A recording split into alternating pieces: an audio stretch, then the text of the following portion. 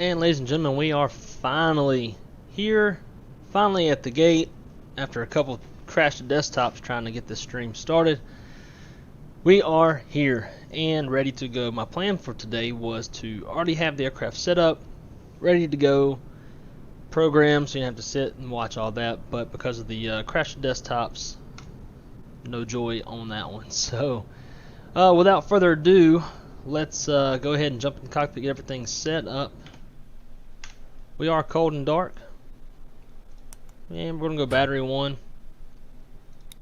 battery 2, give it a couple dings, and external power. I'm going to start from the bottom on the left side, turn a cruise supply on, ground control, CBR test, ADR 1, ADR 2, and ADR 3. You would usually wait for the on-bat, but we're a little bit behind today, so we're going to skip that. Nav lights come on. We don't have gas on the plane yet, so we'll leave the seatbelt sign off. No smoking on. Emergency lights will be armed. Get a little AC going, and we are all good there. Coming down to the McDo, we'll go to ATSU, AOC menu, and it. And we are JetBlue 2516 today on this first leg, leaving JFK, heading up to Syracuse. Estimated time en route is 43 minutes. We'll go ahead and pull an Addons for JFK, see what they're departing off of. And then on our weight and balance, we got a 15.3 on our block fuel today.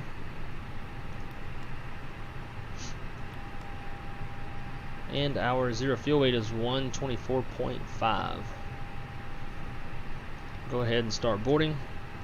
Now we'll do our diffs rip. change the flow for the McDo. So we'll go aircraft status, make sure that our nav database is current, and it is.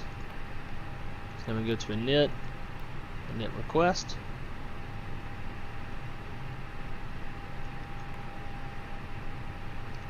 And again, JFK to Syracuse. Did not mean to leave an alternate on there, but whatever. So we got JFK as an alternate today. Looking at the weather for Syracuse, we don't need one. It's a beautiful day. There is some wind shear forecasted later on, but that's going to start at 3Z, and we'll get there well before that. JetBlue 2516, cost index of 32, and our final cruising altitude today is going to be flight level 300. So we did the D and the I. Then we go to F, flight plan. JFK departing. Actually, now we need to go to our ATSU, which is our ACARS. Addons.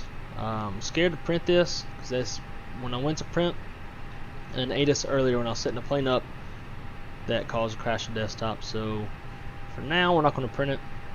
We'll just read straight off of here. So we got JFK Addons Info Quebec as of 1751Z.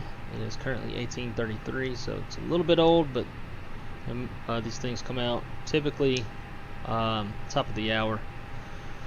Winds 190 at 12, 10 statute miles, scattered at 3,400, scattered at 4,600, temperatures 25, dew point 15, altimeter 3036. Approaching use, RNAV GPS Zulu, runway 13 left, and X-ray runway 22 left, departing runway 13 right. And that's what I want. Cool. So 13 right will be our departure runway. We are not departing on a SID. We are going to RNAV direct to a fix, which will be NEION. And then in Syracuse, we're planning to land on ILS 10. No stars, no VIAs.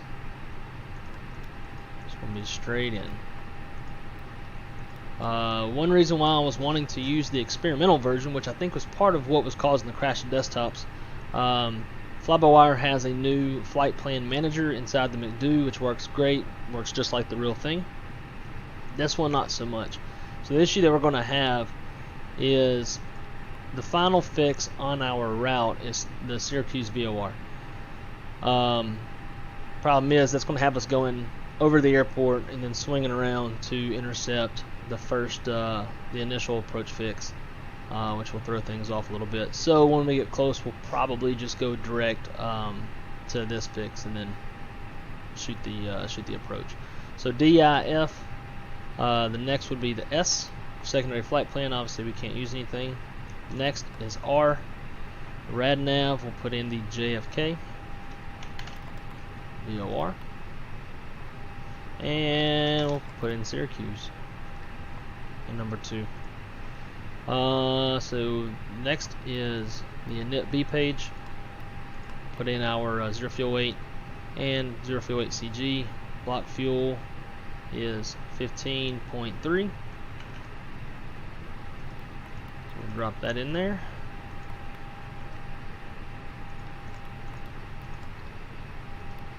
Cool. And then last but not least is the perf page. Today we'll depart flaps 2, flex 68 should work pretty good. Transition altitude in the States is 18,000 feet. And we've got our V speeds of 125, 126, 130. Those of y'all who don't know, the flex temp is basically a derated takeoff so that you preserve the life of the engines. With airliners, you don't always take off max power. So if there's a situation where you don't need max power, you'll do a derated takeoff. The higher the number, the less power that the engines are going to put out, and the longer your takeoff roll will be. The 68 is kind of middle of the road. Would be less power on the takeoff. Now, if we were taking off of a wet runway or some sort of contamination on the runway, then we would take off max power, or if there was wind shear in the area, that kind of stuff. So there's a few things that dictate whether you're doing toga. It can be contaminated runway, weather, or just strictly performance numbers. If it's, you know, shorter runway or hot and heavy, something like that, high altitude, you'd probably do Tsoga. Alright, so that's all set up. Let's see, next on our list of things to do. Well, that's right, so we're not on a SID, so we don't have a top altitude to put in. So we'll just start with 8,000 feet. Flight directors are on, constraints come on, VOR is on, and back into the ATSU. Let's see, the altimeter's 30-36. Now I could cheat and just push the letter B, and that would automatically make it. Now I like to, once I tune it, I do like to push B, just to make sure the sim is actually showing the same thing that we're getting in the McDo. Alright, so I think everything is just about ready to go. We can turn our seatbelt sign on, get the APU started.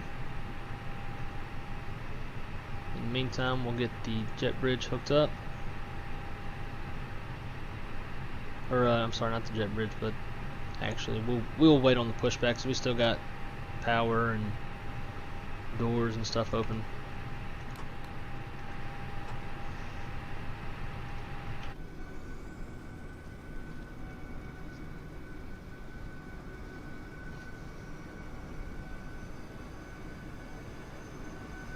Get some of those cinematic shots.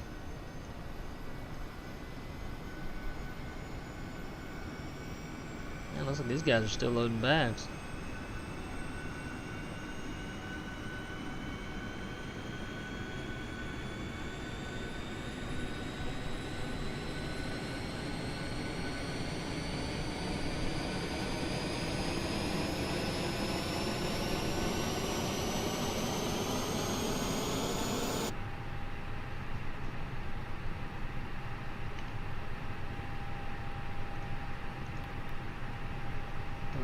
Let's see about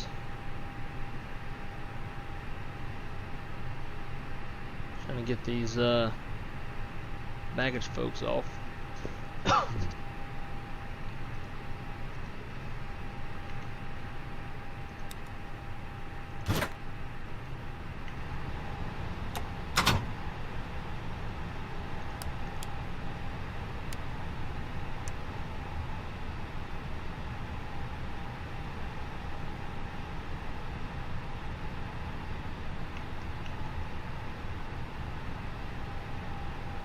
Ground power out there is freaking out.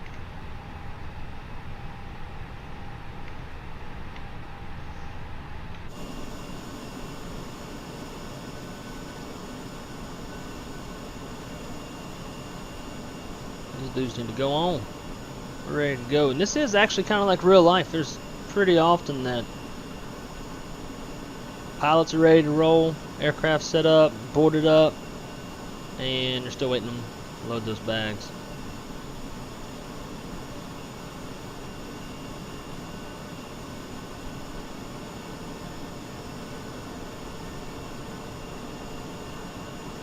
Alright, now that we're just about ready to go,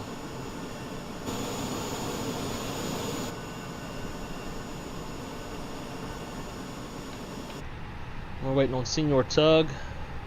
Let's do a checklist.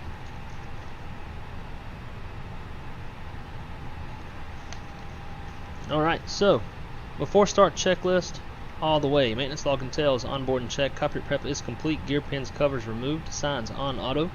Aviators nav. Fuel. Pull up our sim brief. For our fuel today, our min required takeoff fuel is 13.4. We have 15.3 on board. Altimeters 3036 set. GPU, man. EFB is checked. Windows, doors, and slides are closed and armed. Beacon is on. Thrust lever is idle. Parking brakes on. Transponder's auto. Now, before we get out of here, let's roll through a quick departure brief, and we'll be ready. Alright, so We are here at Alpha 4, I believe. We'll push out. We'll take Foxtrot to Alpha. Alpha down to, what is this, Bravo? Yeah. So Alpha to Bravo. We'll take Bravo all the way down, and I don't know. We probably won't go all the way down. We don't need all that runway. We'll take Papa Alpha, short 13 right. For our departure, we're going to be departing on a heading since we are going RNAV to a fix. Our departure heading will be 134, and then once airborne, we'll RNAV to NEION. We've got, if we were to take the whole runway,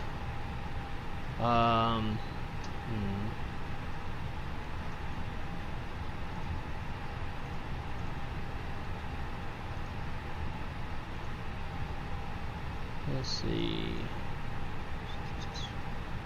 13 right. Why doesn't it have that on there? Anyways, on 13 right, we got high intensity runway lights, centerline lights, grooved, and 12,468 feet of dry runway for our departure today.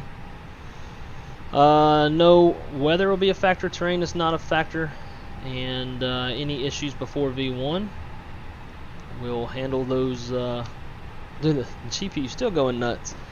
Before V1, we'll stop the airplane and we'll assess the issues there, and after V1, we are going flying. So that will complete our departure brief. I think we are ready to go. So release parking brakes, start the timer, and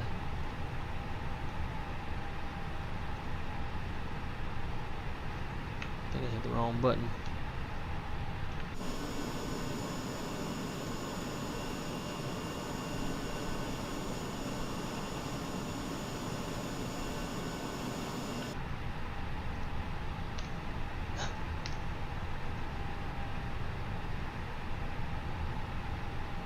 Alright, go ahead and start one. So engine mode selector 2 normal. Check, make sure we've got 25 psi or more on the bleed air. We do, so we're good to start one. We got into rotation.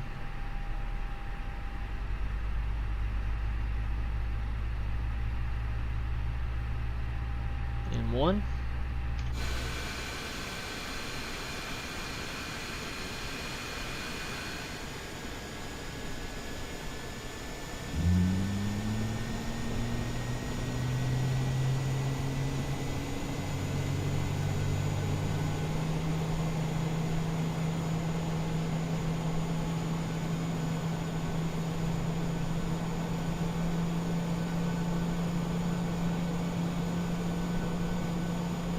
And we'll set the parking brakes. Tell Senior Tug he's good to go.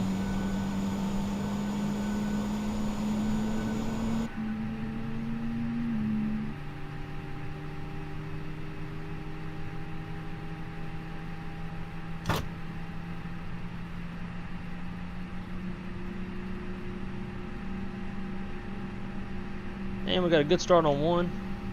Starting number 2.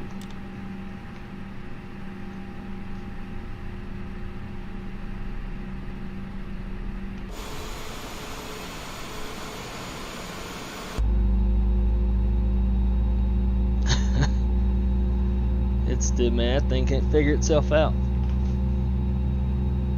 While we're waiting on the engine, take a little sip of some Black Rifle coffee.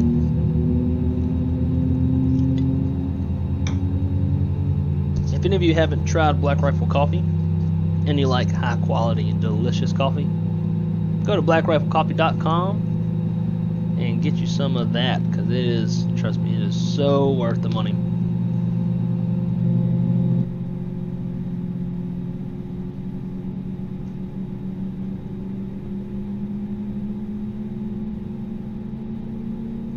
I like how on this this engine we got the blue cowlings, or whatever the hell you call them, and then the I'm trying to remember what these things are called. Anyways, I like how this is blue and that's white.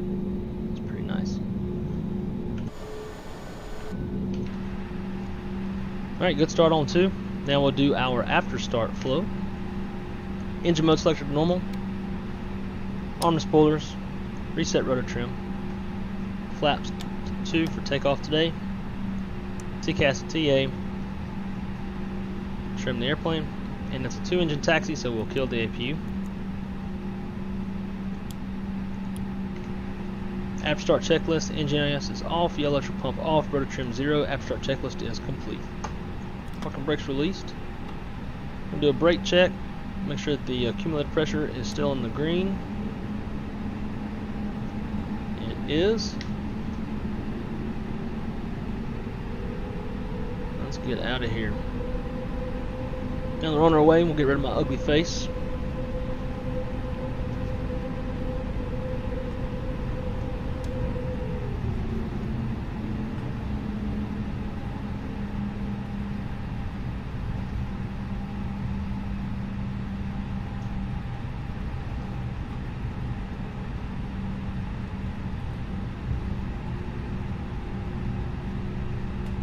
Here is Foxtrot.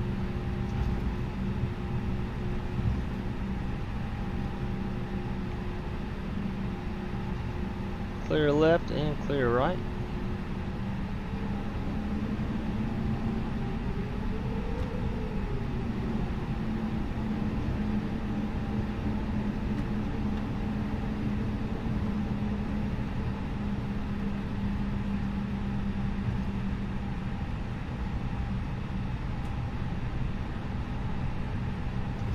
A lot of stutters. We're gonna change some settings real quick.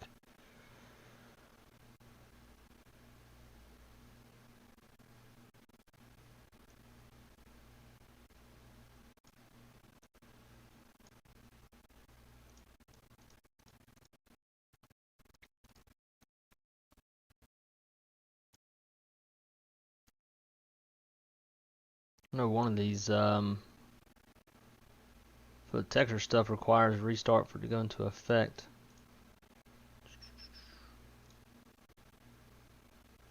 We'll just leave the rest of that the same. Cool. Nope.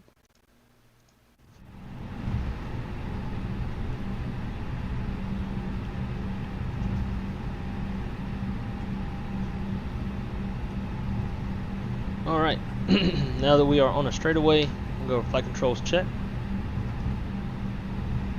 Got full left, full right, neutral, full up, full down, neutral, rudder, full left, and full right.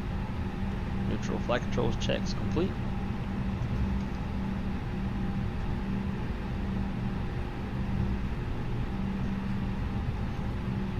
And so in the real airplane, the FO would silently do their flight controls check. So if you're a passenger, you would see something like this. Everybody loves that view.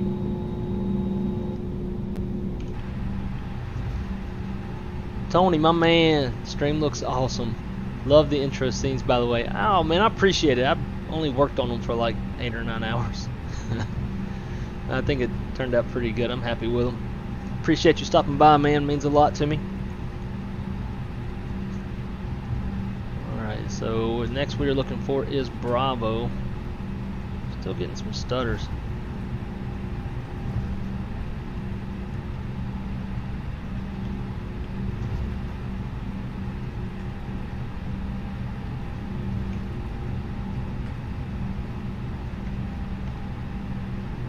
We are on, this says we're on Kilo. I thought we were on Alpha. What ifs. Good thing I'm not on VATSIM.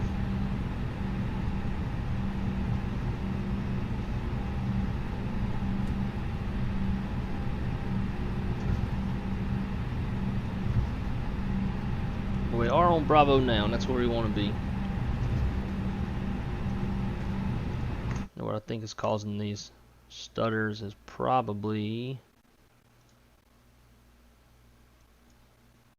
I don't know, I never get good frames when I have the people turned on. Alright. Now we can go through our before takeoff flow.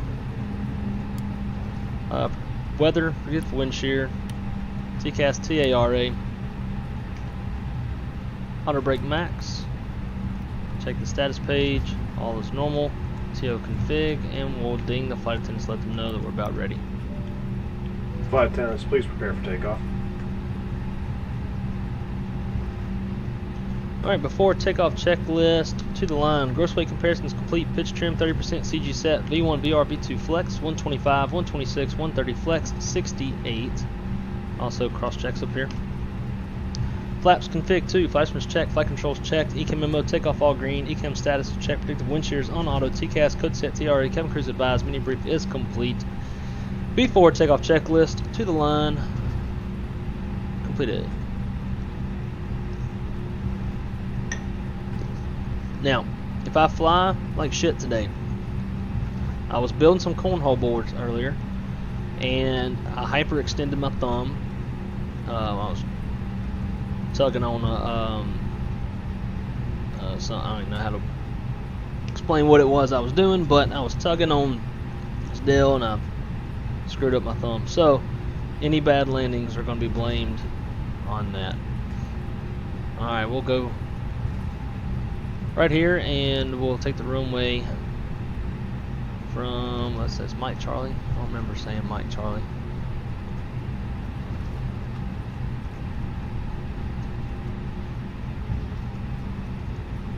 We want Papa Alpha.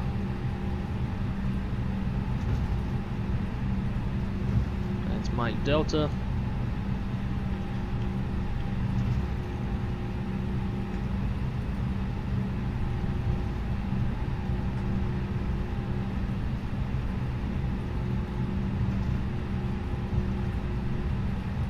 There's Papa Alpha. Alright. We'll stop short and we'll take care of the rest of our before takeoff checklist.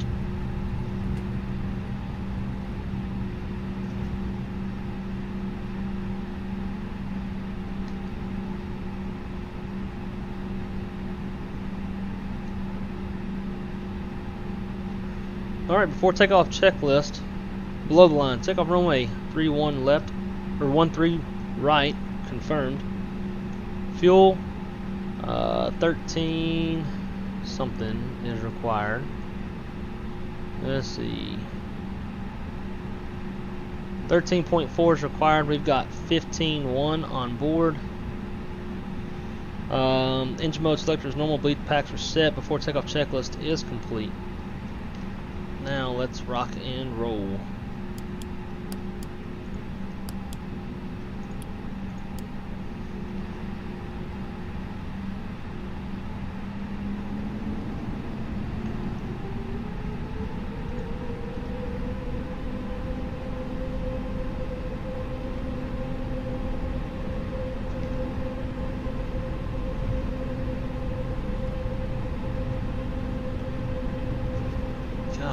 The stutters are terrible.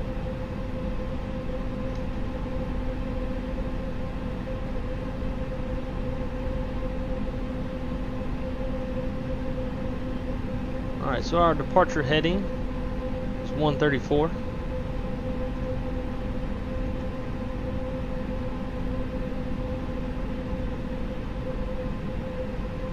Here we go.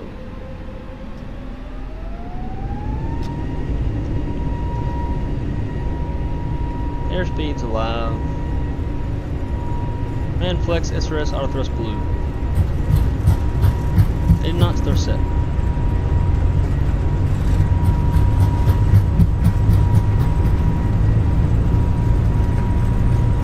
There's V1.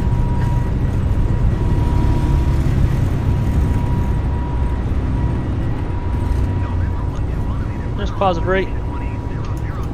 Gear up, disarm the spoilers.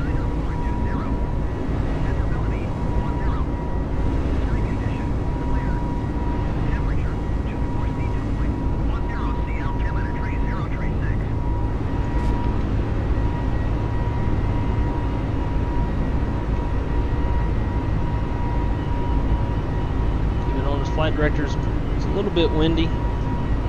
tail on the takeoff. The acceleration climb, altitude, nose down. We got a positive trend on the airspeed. Thrust climb, open climb.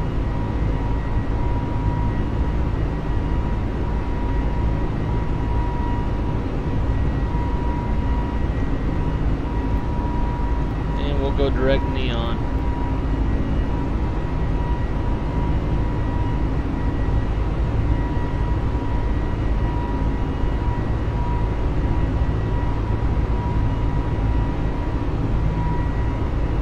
There's flaps 1 speed. Speed checks, flaps 1.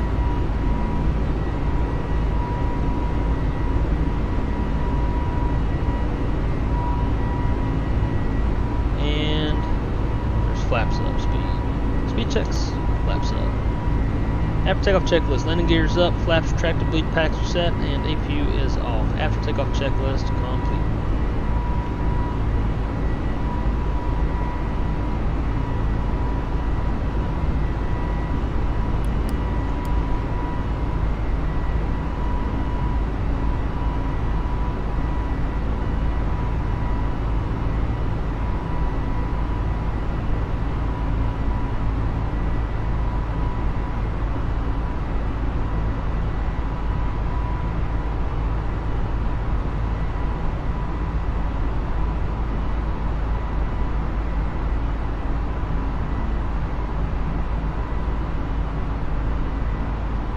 Put in neon again, get a better, instead of having to go left and right, speed alt star.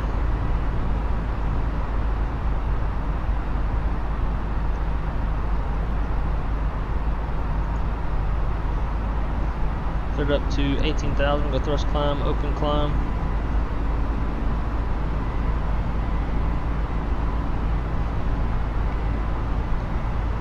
Traffic at 11 o'clock. Some traffic there, and there he goes below us.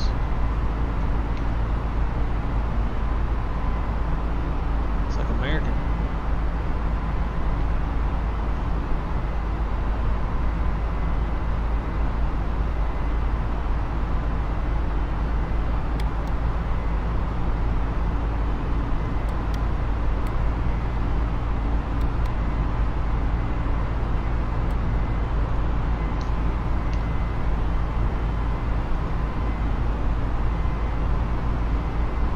Alright, there's 10,000 feet lower the nose, so we can accelerate. Kill those landing lights, and the flight attendants.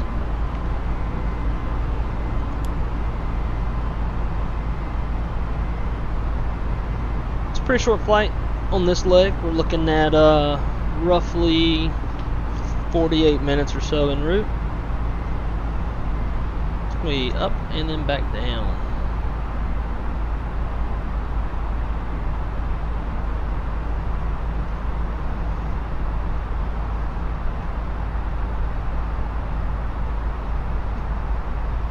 And we'll go autopilot 1, and we'll go up to our final cruise.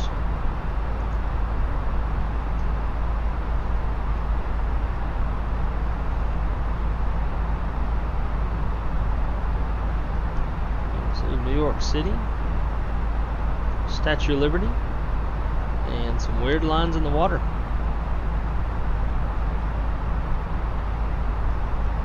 That's probably part of why it's so daggum stuttery, because we're, flying over New York City.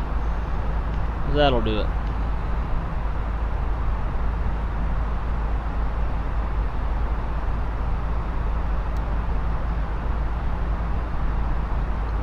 We got neon in 37 miles, and we'll do a fuel check once we get there to see how our burns are looking. We're supposed to have 12,800 pounds of fuel at neon. We'll see what that looks like once we get there.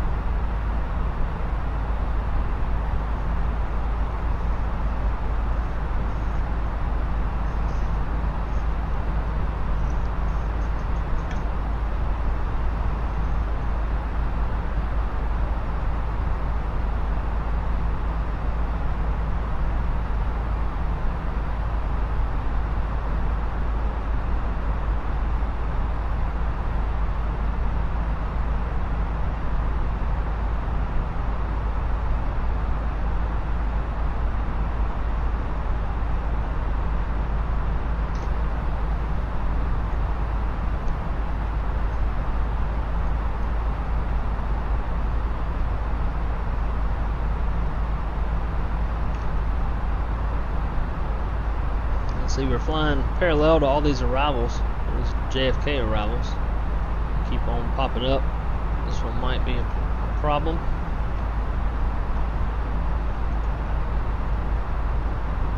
Looking for them.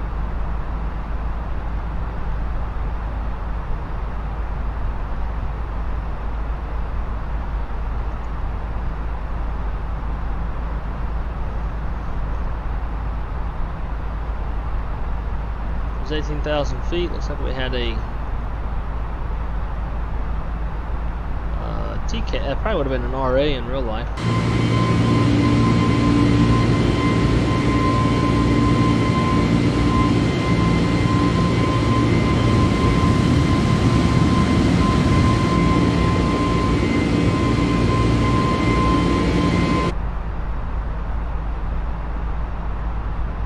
I almost think that the flight sim's not even drawing the traffic. We should have been able to see that dude. In real life, it'd have been harder to see them, but in the sim, you know, you can always see their lights from forever far away.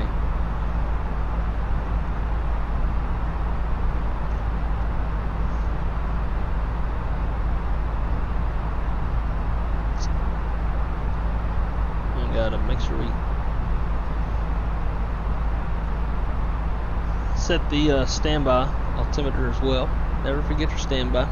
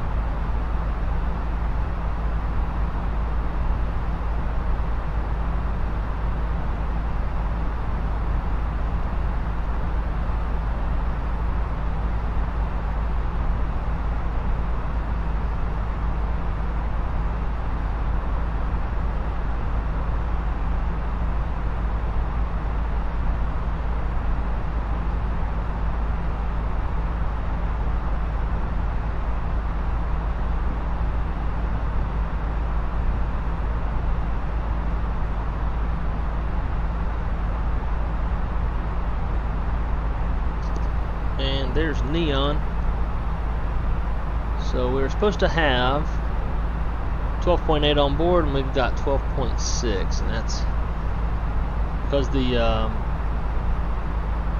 paperwork's calculating burns straight from taking off 1-3 right and then straight to NEION. But we took off and flew runway heading for a few miles before turning towards NEION. So I would expect that's where those 200 pounds of fuel went.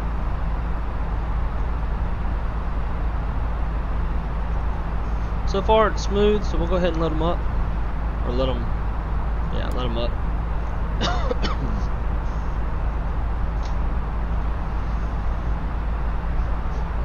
that point in the flight where not much to do other than just sit and look around.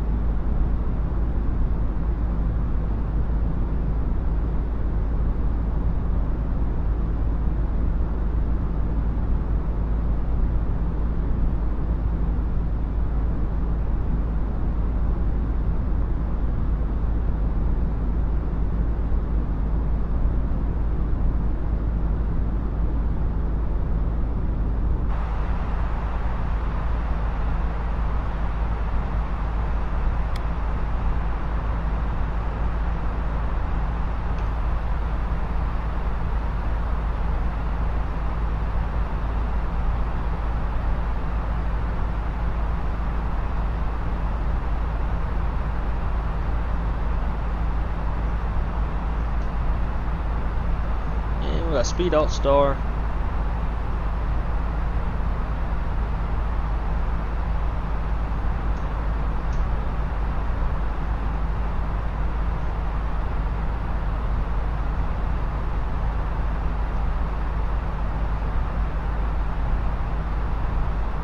Let's see if we can make up this 200 pounds by taking a little shortcut over to Corda.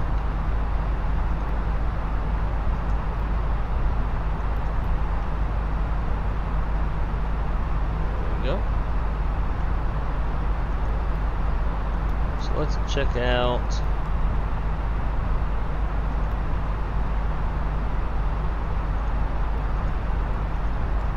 Syracuse weather.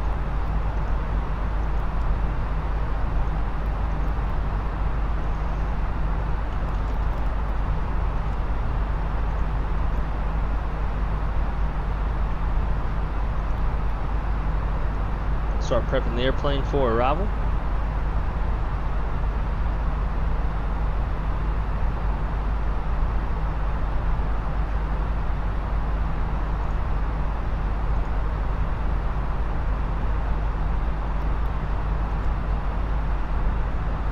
Winds as of 1754. This is old. It's supposed to update at 1854. It's a little bit late. That's okay. We'll just go based off of this.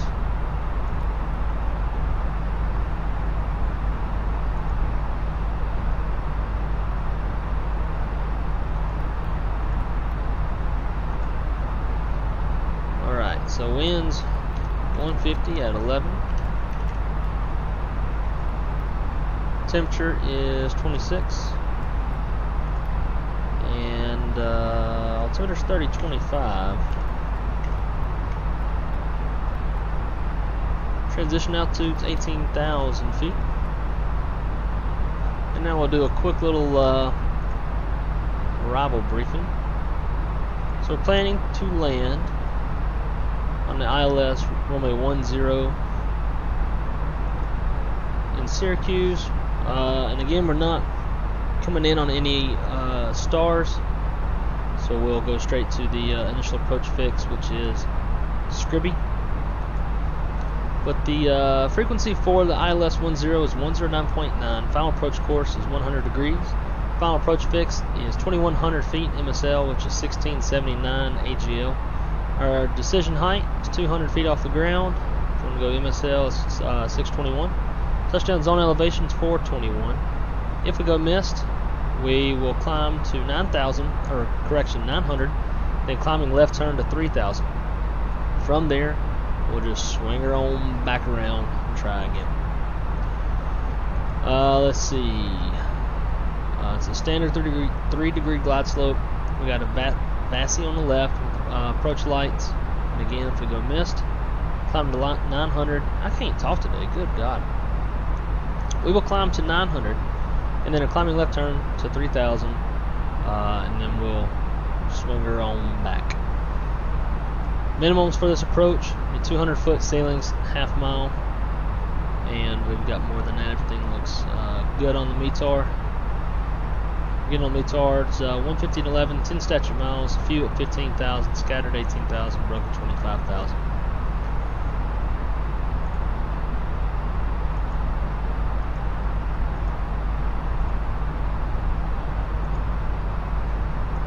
So on runway 10, we got high intensity runway lights, center line lights, Mauser, which are the approach lights, VASI on the left. It's grooved, and we've got 7,981 feet of dry runway, 150 feet wide. When we land, we want to exit to the left since the terminal's over here. Probably won't make uniform unless we want to slam the brakes. So we'll plan to turn off at Mike and then take Alpha Bravo Tango into to the gate. And then from there we'll turn around and head down to DC.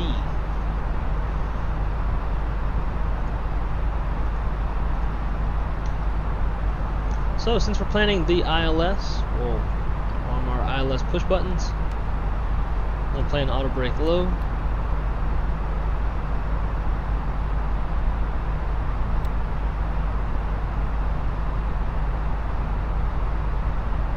We are roughly 84 miles from Syracuse. In our flight plan, we got 102 miles. We're gonna go ahead and start coming down. The initial approach fix is at 3,800 feet, so we'll just call it 4,000.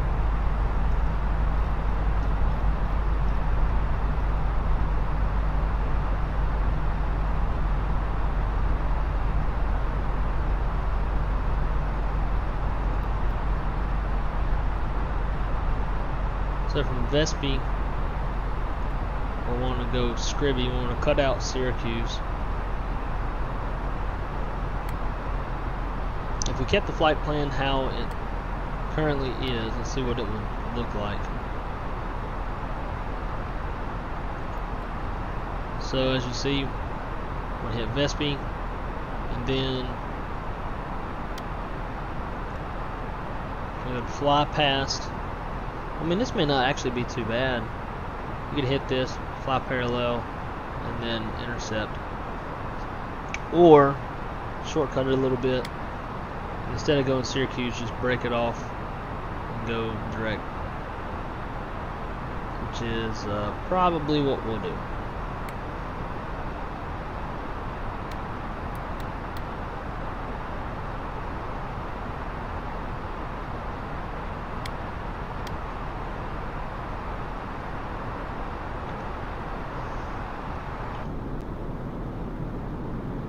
That's some pretty terrain up here.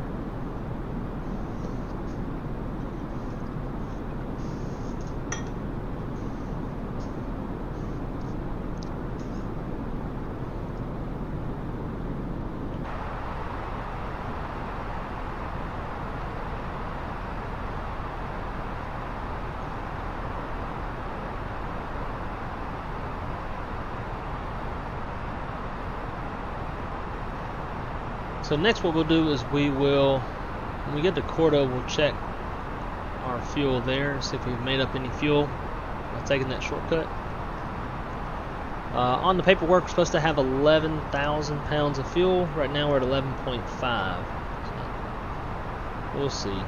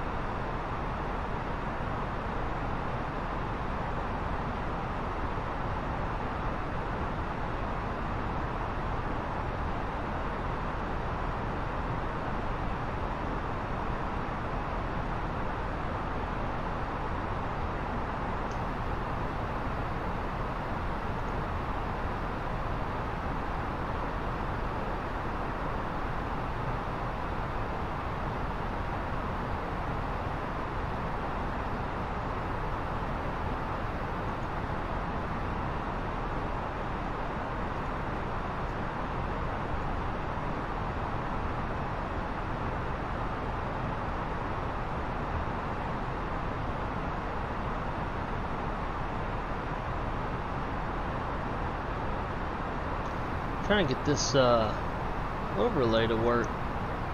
It's not wanting to work. I can't figure out why.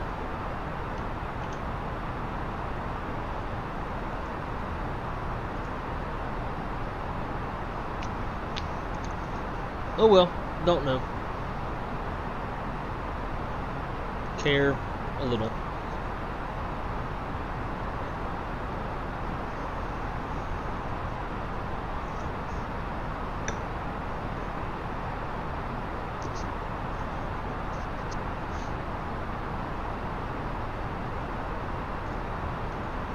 Let's see, we got 65 miles to go.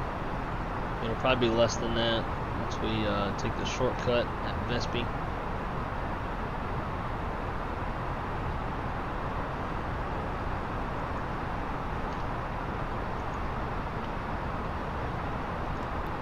Go to progress page, KSYR, and then we'll put in runway 10.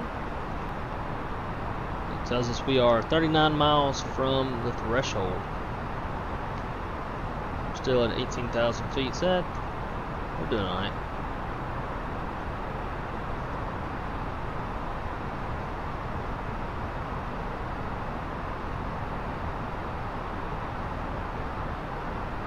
And there is transition altitude. The altimeter in Syracuse is 3025.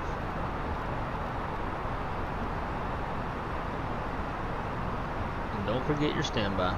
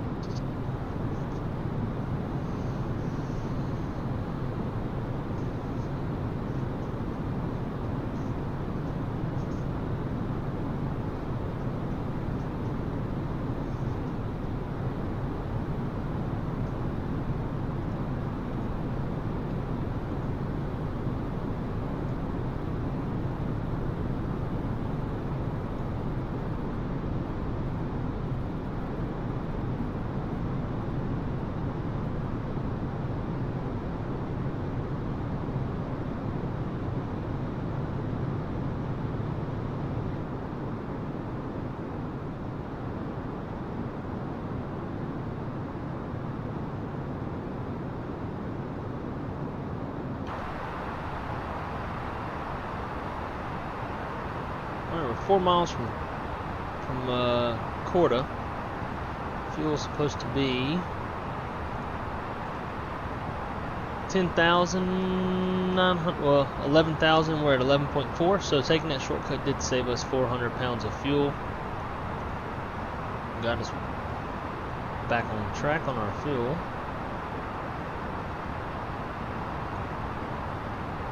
All right, there is Corda. Once we hit Vespi, we're going to go direct to Scribby, as you can see. Again, we'll fly past the airport, come back around. I'm not going to mess with that. Just going to swing out straight out over here.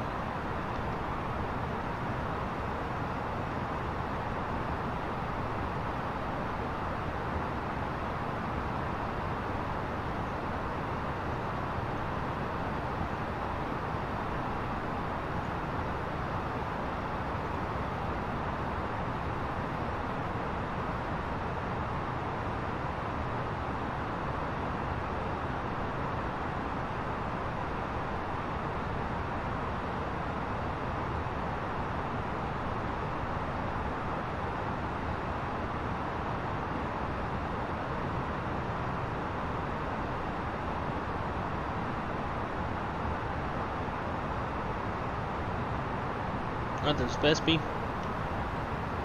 I don't know where the airplane's going.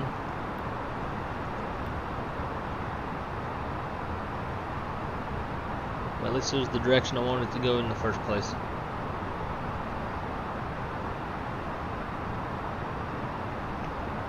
Go ahead and sit the passengers back down.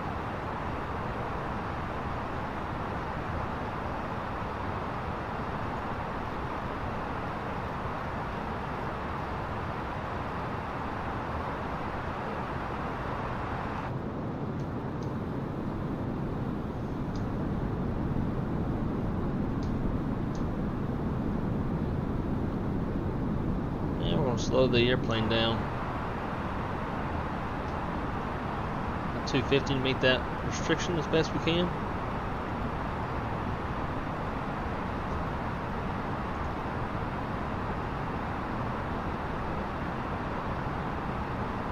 There's 10,000.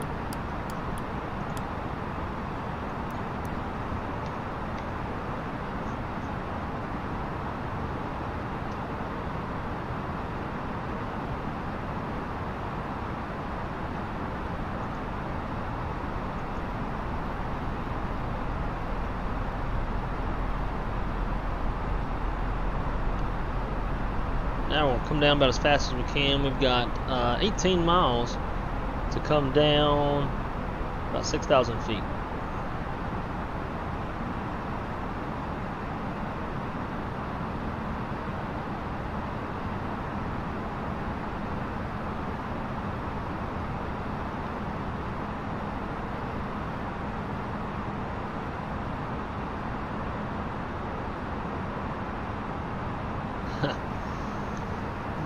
No worries, Tony. That's why they got this beautiful thing called the playback. But you didn't miss anything special. It was a slightly windy takeoff, a little bit. It was like 10 knots, quartering left headwind, actually quartering right headwind. So we kind of crabbed in the air a little bit on takeoff, flew runway heading, hit acceleration altitude, and then once we were accelerating, we made a left turn direct to that first fix NEION, and we overburned by 200 pounds, so we took a little shortcut, and now we are overburning. So we're looking pretty good on the fuel. I did forget to take the alternate off, so we got a lot of extra gas I don't really need, but as we sit right now, we're at approximately 11,300 pounds of gas, and we're almost on final. Got the airport off to our right wing, somewhere out there.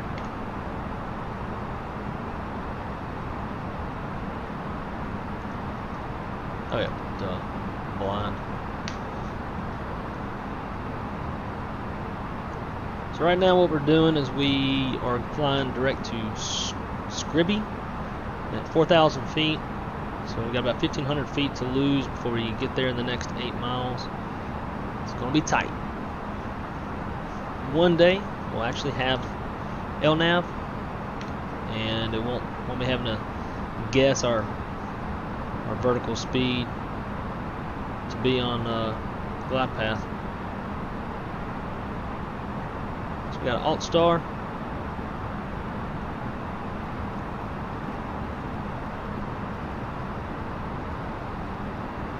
There's 4,000.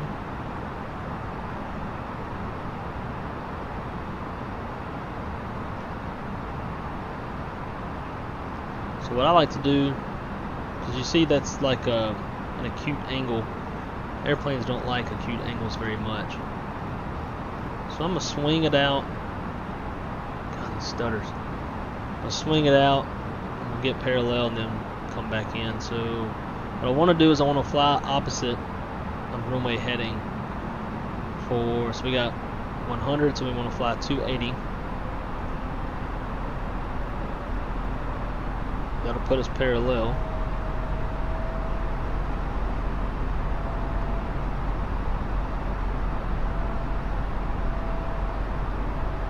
And now I'm going to manually, using heading mode,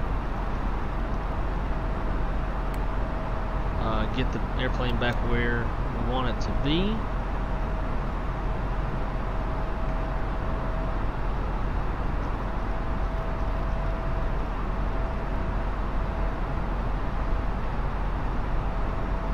So basically just kind of trying to help the airplane out. And once we get a true LNAV system, we won't have to do this either, because the airplane will be able to calculate its turn based off of atmospheric conditions and the airplane's weight and all that good stuff. Alright, so now we'll go direct to Scribby again.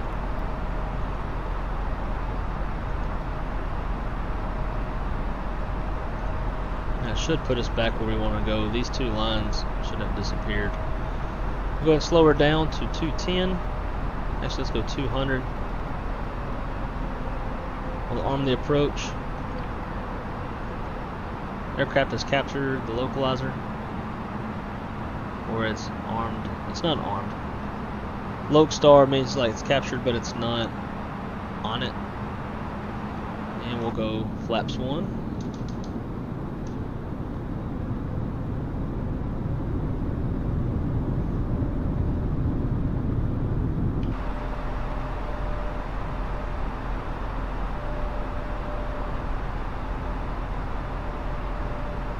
Yeah.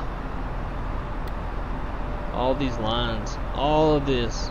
The only thing that we should be seeing would be a line to, well, since basically we should just have this one line. All this stuff should be gone. It's a little obnoxious. Alright, so we are 14 miles from the field. Let's go ahead and slow her down to 190.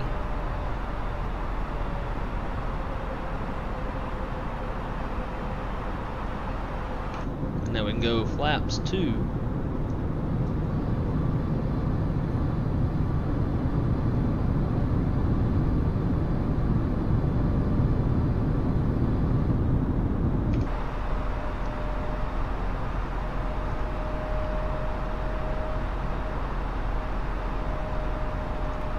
Go ahead and activate the approach phase.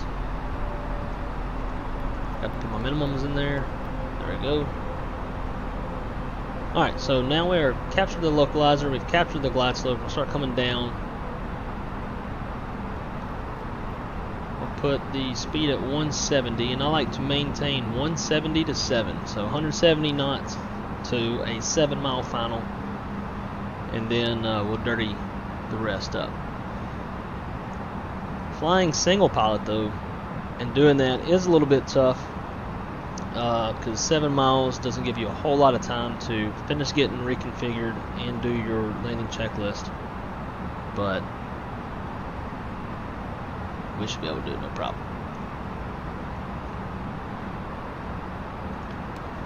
We'll go autopilot 2 since we are on the ILS. But glide slope, localizer, Cat 3 dual, autopilot 1 and 2. 2,500. Looking good. So we want to be stable by 1,000 feet AGL. To be stable, you don't want to exceed more than 1,000 feet on our vertical speed, as well as obviously being on the localizer and on the glide slope.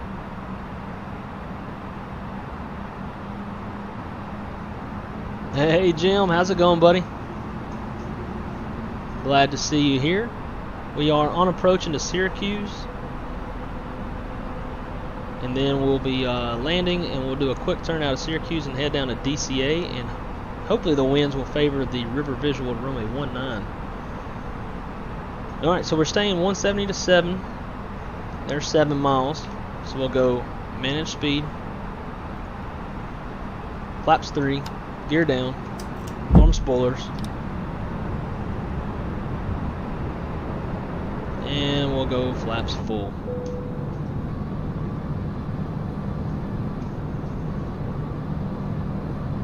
Alright, landing checklist.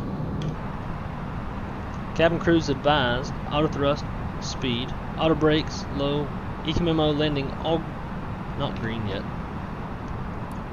Now they're advised. Flight attendants, please prepare for landing.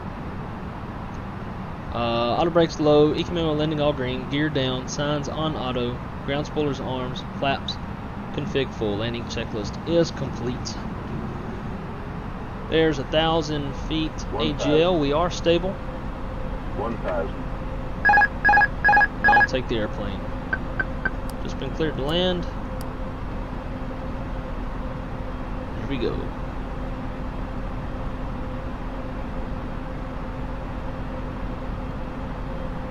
So earlier I was building some cornhole boards and hyperextended my right thumb, which is the hand I'm flying with right now.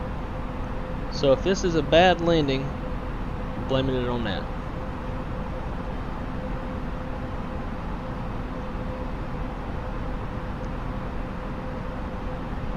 Looks like we've 500. got about a 500.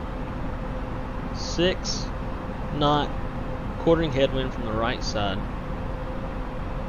I feel like the wind effects are a little bit exaggerated on this sim. 400.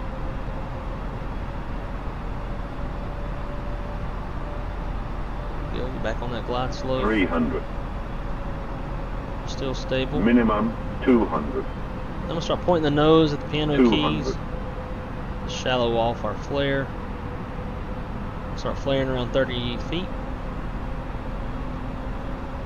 100. 50. 40. 30. 20. Retard. 10. 5. That right main down first. There we go.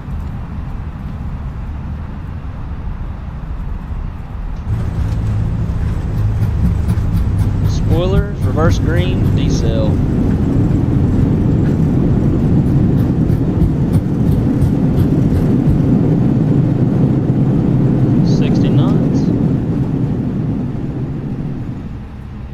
Braking. We'll start the timer for the 3-minute cooldown for the engines.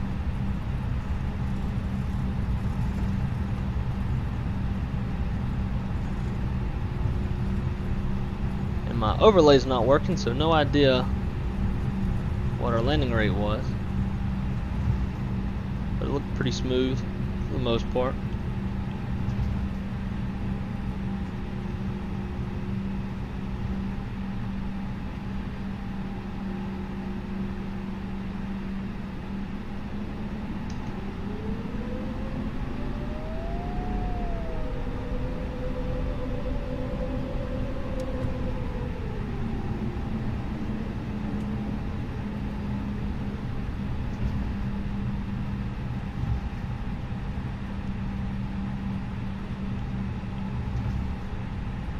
Alright, now that we're clear of the runway, we'll clean up.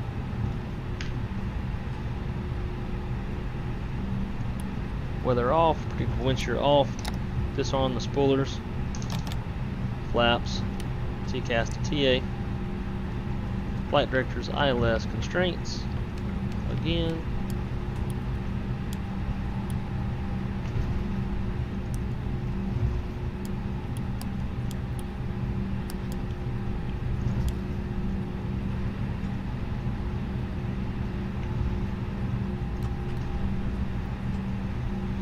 Cool.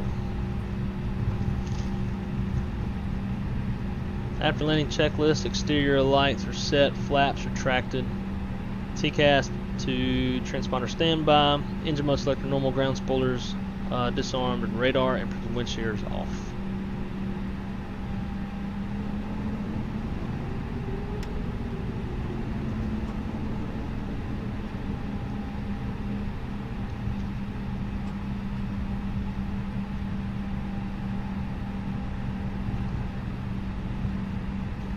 Well,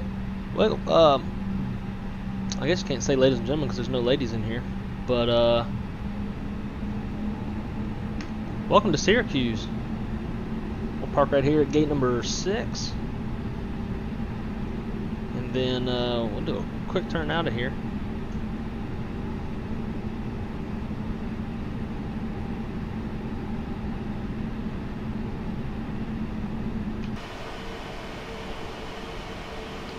Turn off those taxi and turn off lights. If we had a marshaller, it'd be very blinding.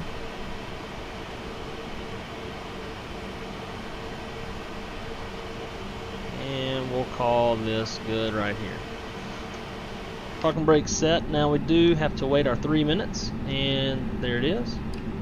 So now we can kill the engines.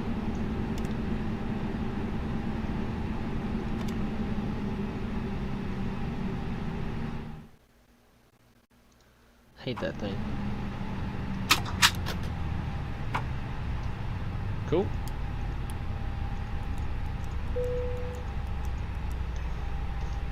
Alright, parking checklist.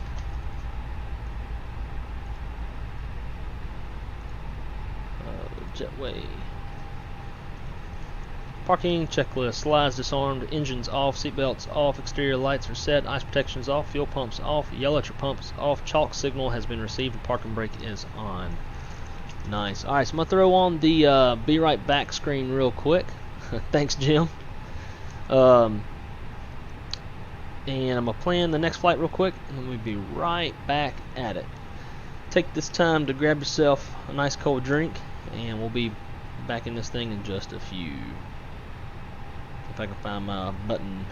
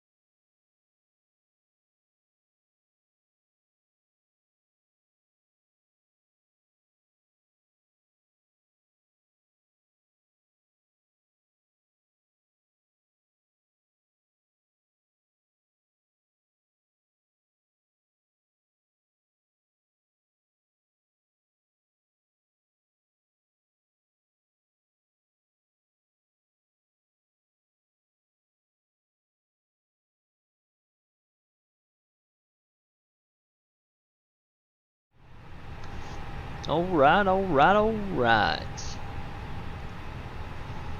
Hey, look at that.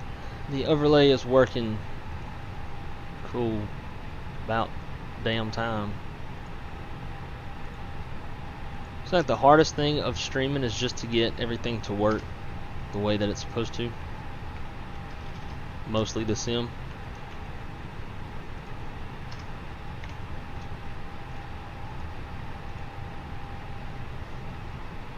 Sweet. Alright. Oh, let's see. So for the next leg, we're heading down to Washington, D.C. The winds are favoring runway 19, so we're planning the river visual to runway 19. It's probably one of the funnest approaches to shoot in the United States as far as like going to a big, like, I don't know, airliner type airport, whatever. So we'll have Washington D.C. off our left wing, and it's going to look really cool. We'll try to do some cinematic stuff, maybe even do like a landing replay if I remember. I always say that. I'll even start the recorder and then forget to hit record and forget to do it. But no promises, but we'll give it a shot. So we'll set this baby up again. See, everything is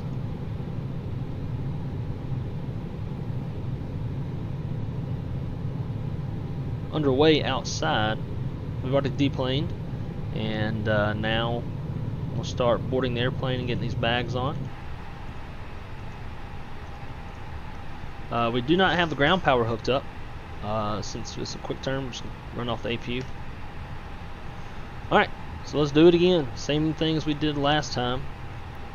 That's the biggest thing with flying complex airliners, is everything has a flow.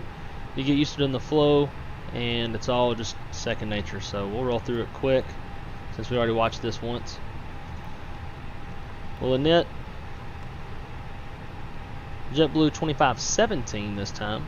Syracuse, DC. Estimated time en route is 58 minutes. There's a nice little shortcut we're going to take. We're not going to go all the way on this route because it goes somewhat out of the way to PSB. I can't remember what the that VOR or that nav aid is, the name of that one is, but anyways, it's a little bit out of the way to intercept the arrival. So we're going to skip that fix. Where are we at? Right here. We'll go. There's no ADIS. We'll go weight and balance.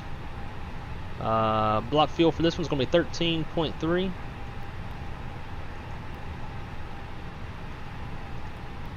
And then for our zero fuel weight, looking at 136.4. Quite a bit heavier on this one. I don't know why it says 98 passengers, because I planned it with like 150 something. So whatever, it's just going to figure out its own thing with the weight. As long as the weight is correct, that's the most important thing. So we'll start boarding. I wish there were sounds like people boarding. I could run PAX, but I think PAX usually causes some issues. Alright, so next we'll go to data, and again, aircraft status, make sure nav database is current. It is. Init request. Hit it twice because it never works the first time. There we go. Alright, Syracuse, DCA 2517, cost index of 40, flying a little bit faster this time, and our cruise altitude is 32,000 feet. Out of Syracuse, planning to depart off runway 10, same one we came in on. We're not going to take a sit out of here. We will not go to Syracuse VOR because that would be counterintuitive. So DC, we're going to what would you use for the visual? I guess it's going to be RNAV. Let's look. We'll load our flight into our charts.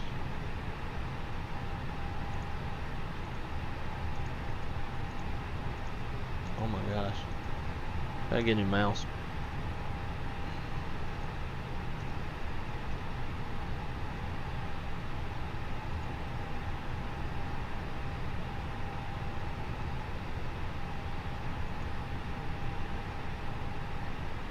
What do we put the RNAV in? Well, basically, it's somewhat the same thing. I'm just scared of what waypoints the fly-by-wire airplane is going to throw in there. It's probably going to throw some wonky stuff. But once we get to 3,000 feet, we'll just hand fly it down. So we'll do the RNAV, RNP runway 19. So let's pin both of these. Star, what is our star gonna be? Skills 4. And then pin those two as well. Out of Syracuse, we'll just load up the airport diagram. Alright, so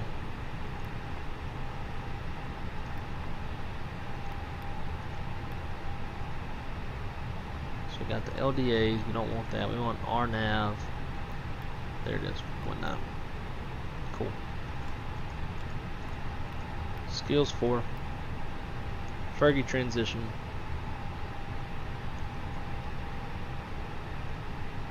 And now I gotta click it all again because it doesn't put in the transition onto the arrival.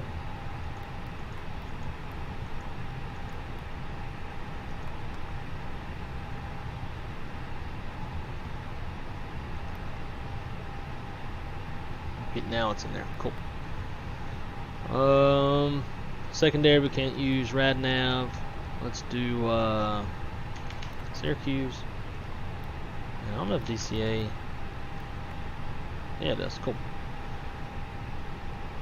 Next will be the init B page. 0 fuel weight in the CG. Block fuel 13. I think it was 0.3. Yup. I never remember stuff.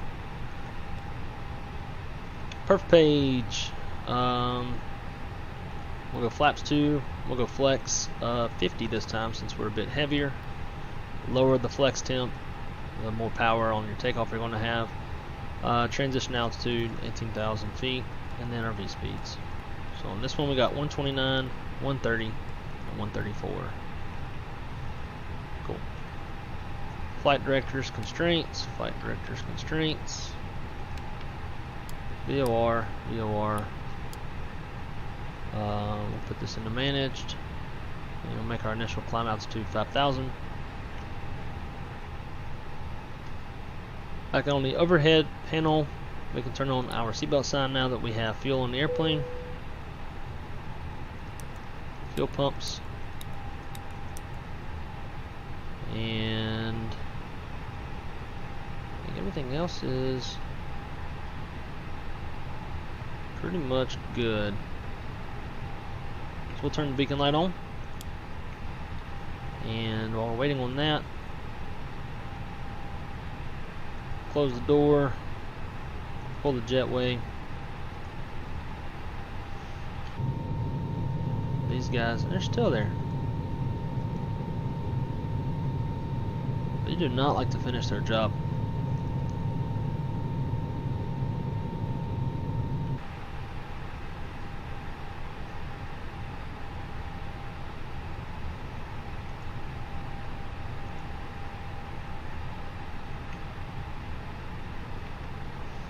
I just saw the plane shake as if we're not going to have tug today.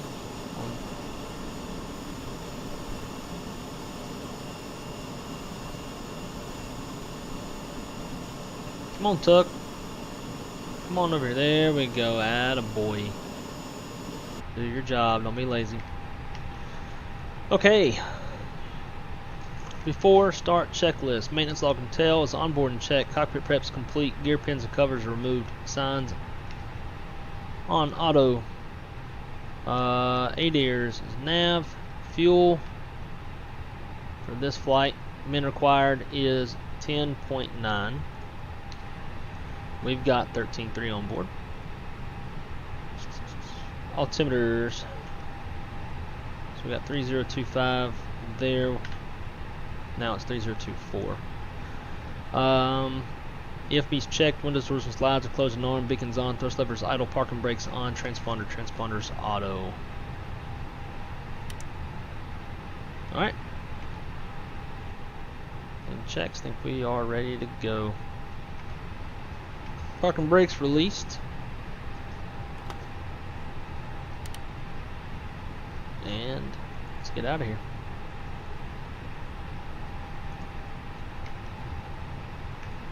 Alright, engine mode selected to normal. Close that door. We got our PSI, so we can start engine 1.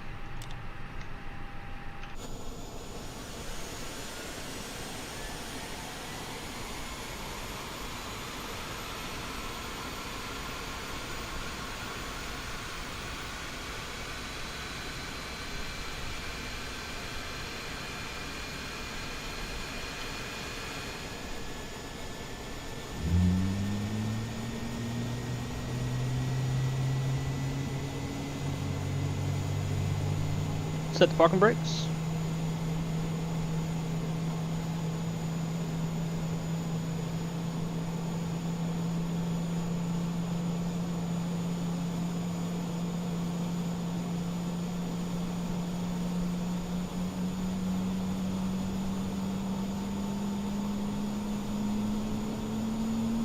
Now for this flight,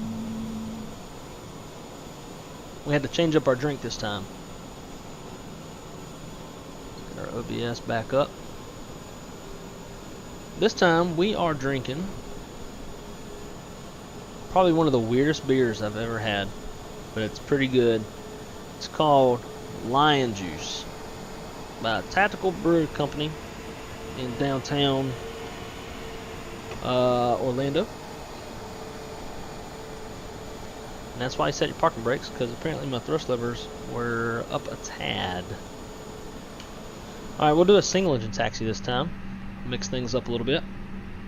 So now, we'll pretend like, we'll do it just like we did with the 2-engine taxi when we were taxiing out of JFK.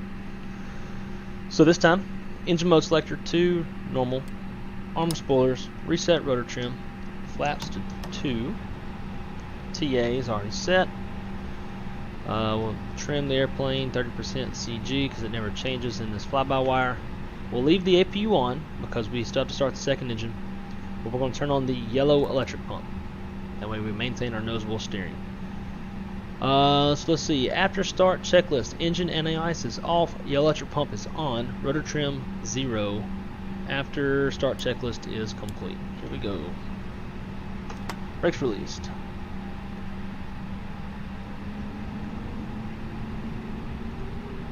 So we'll taxi straight ahead and then we'll make a right turn. Might be a little too heavy for this.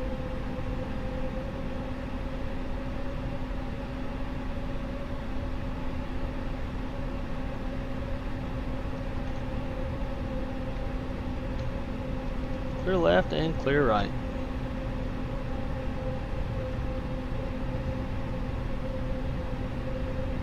Take a right here on Echo, build up a little speed, and then we'll start engine number 2. This isn't typically the kind of airport you'd want to do a single engine taxi. It's not big enough unless there's, you know, a line of airplanes. But you usually need a little bit of time for a single engine because there's a few things that have to happen. Alright.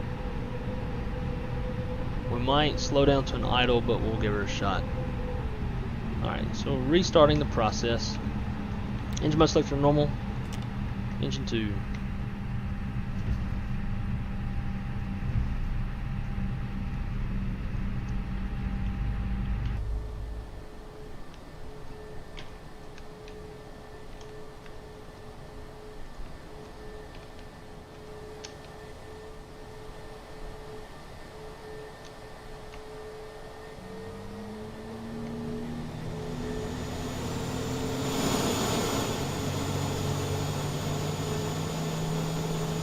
Back over there.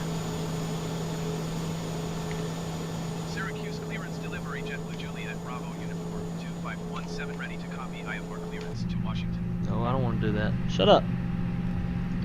JetBlue Juliet Bravo Uniform 2517 is cleared to That's what I get for trying to do cinematic stuff, make things look pretty for y'all.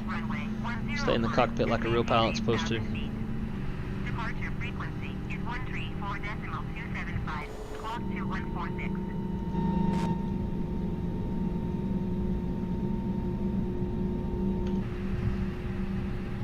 Alright, good start. 3-minute timer for the engine warm-up. And repeat the process again. So, normal, spoilers are armed, 0, flaps to, auto, TA, trim set. Now we'll come to the overhead, kill the APU. The electric pump comes off. Now we can do flight controls check. Full left, full right, neutral, full up, full down. Now the FO would do there silently.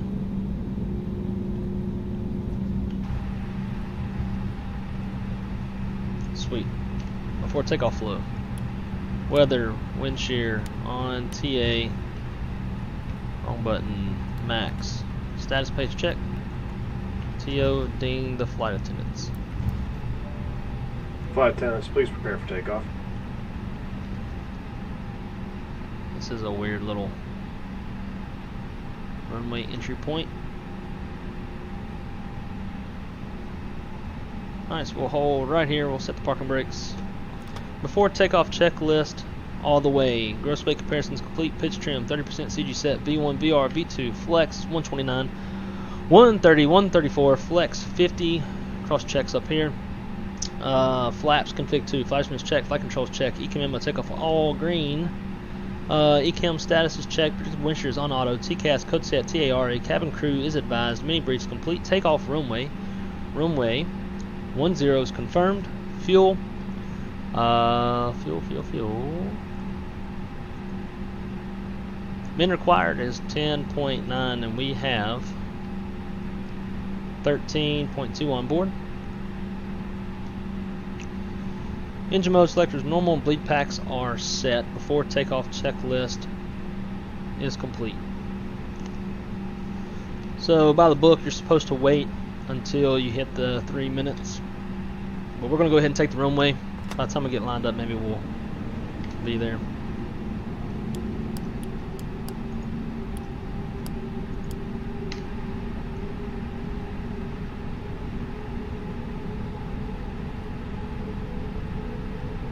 I don't like this little entrance.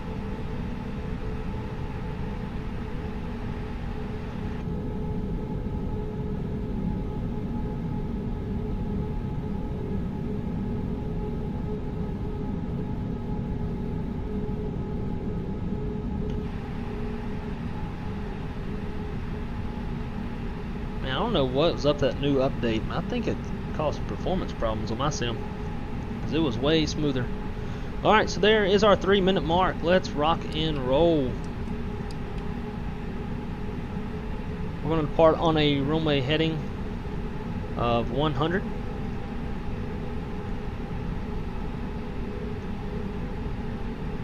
I'm looking for symmetrical thrust, 40% symmetrical. Man flex, SRS, runway auto thrust blue.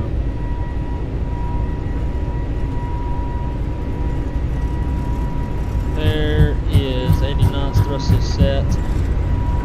Get rid of my base. 100 knots.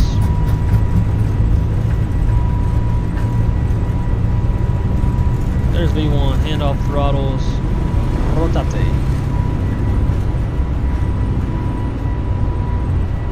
Here we go, runway track. We're going to pitch to 15 degrees. Hold it right there.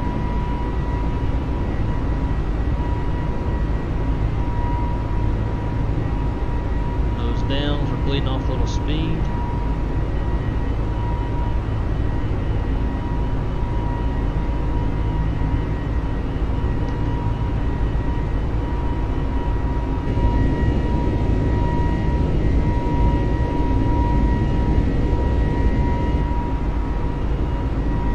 (1,500 feet is acceleration climb altitude. There it is. On nose down. Positive trend on the airspeed. Thrust climb, open climb. While we accelerate, we'll go direct to Skippo.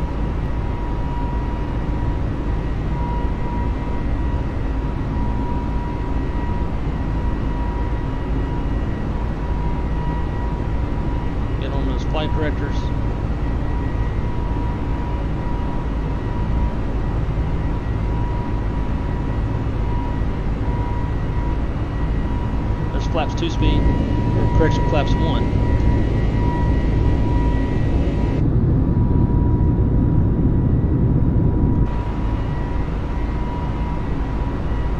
And there's flaps up speed.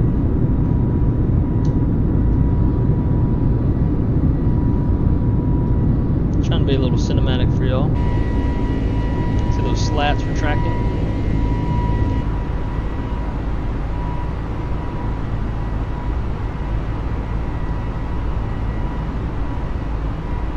Alright, from right here I'm going to go back to the McDo. Now this is just something you have to do with the fly-by-wire because we don't have a true LNAV yet. I'm going to put it in again. There we go. So now you can see we're straight instead of having to bob left and right, trying to get back on that path. Oh my God! I forgot to retract gear and spoilers. Holy, that is some kind of embarrassing. Speed alt star. Shit happens. No wonder the airplane was working so hard. Probably burned a lot of gas. Alright. So we're cleared up to flight level 180. We got thrust climb, open climb.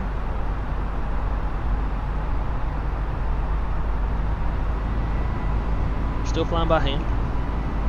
Man, I cannot believe I did that. That is bad.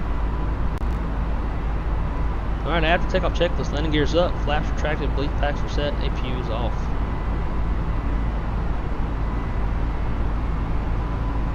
I got a little distracted trying to give more cinematic views.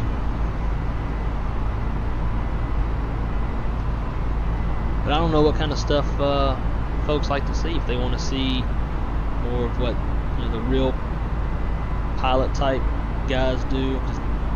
I don't think most flight sim streamers you see would probably be giving you this view where they're focused on the PFD and the flight directors, but real pilots, this is what they do. As soon as they're rotating off the runway, their eyes don't leave this for a while. I mean, obviously they'll glance in and out of the cockpit, but in a flight sim, you gotta change your view. So just keep on hand flying her up.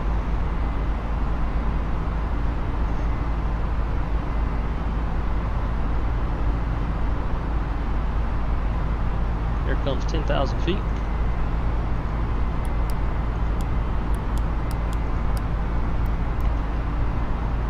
And we will nose down to accelerate.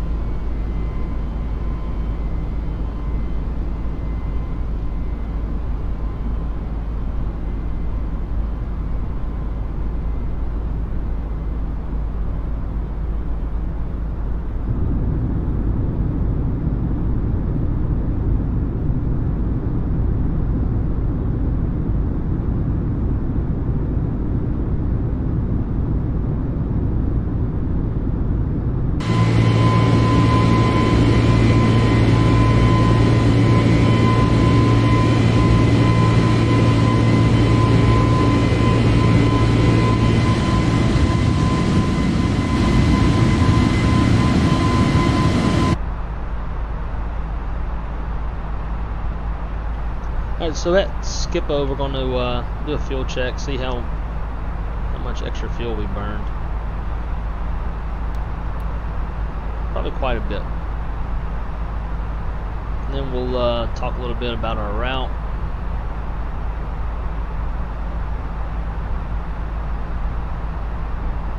We'll go autopilot 1.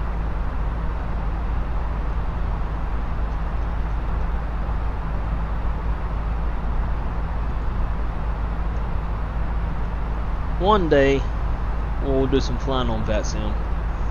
I gotta practice that shit. It's been a while. Last thing I want to do is go embarrassing myself on a live stream, but there's plenty of other simmers that embarrass themselves all the time, and they own it. like a real mature human being. Thank you, Jim. I appreciate you saying that was a nice takeoff. Unfortunately, I think you would agree with me, even though you're a good friend of mine. I think you'd agree with me. It's pretty embarrassing that I didn't retract flaps until like 2,500, 3,000 feet, something like that. All right, so there's Skippo. We have 11,400 pounds of fuel on board. And oh yeah, we definitely burned about 300 pounds extra. So we were supposed to, actually maybe about 400. We were supposed to cross Skippo at 11.8. We're at 11.4. So we burned about 400 pounds of fuel because I left my gear down too long. Can't be doing that. Now, if you are, say like you're taking off out of Vegas and it's hot, your brakes start to heat up. One thing you can do, it's like you're trucking off the runway, you rotate off, and then you get like hot brakes. You can leave your gear down and fly for a little bit with your gear down, and that'll help cool the landing gear off, or the brakes. Cool those off, and then once they've cooled off enough, then you can retract them. Now there's transition altitude. Set standard. And don't forget the standby.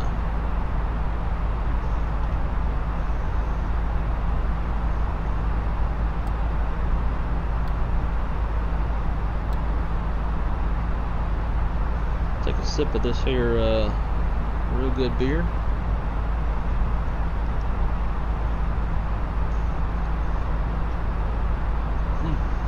It's good stuff. It's weird. It's a very sweet.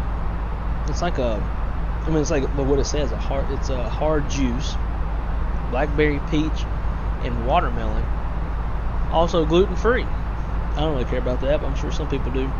16 ounces with 7.5 alcohol percent, or whatever they call it, ABV. It's good stuff. Anyways, on to more important things. Our route takes us to PSB. I want to know what PSB is. I'm going to look it up real quick. On our flight plan, Phillipsburg, wherever that is. Probably where the Amish live. So that it kind of takes us out of the way. As you can see, we got this big old like we could just go straight over here and cut all this out, shorten up this flight a little bit. So I think timeout. I don't know what the airplane's doing.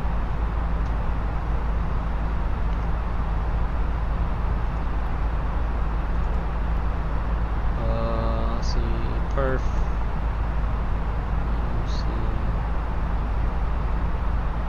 It's dropping the speed and I can't figure out why.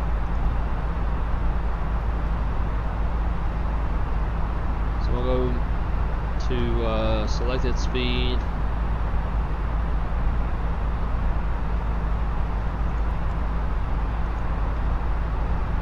$290 in the managed.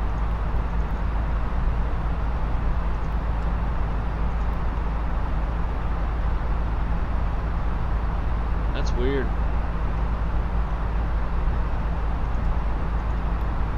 Nope. Rid of that. Okay. So it's supposed to be 290. Why? There it goes. That's a weird glitch. Glad I caught it though. Last thing I want to do is be flying 240 knots high up. So now the airplane's going to level off so that we can accelerate, catch up with the speed, and then it's going to pitch up.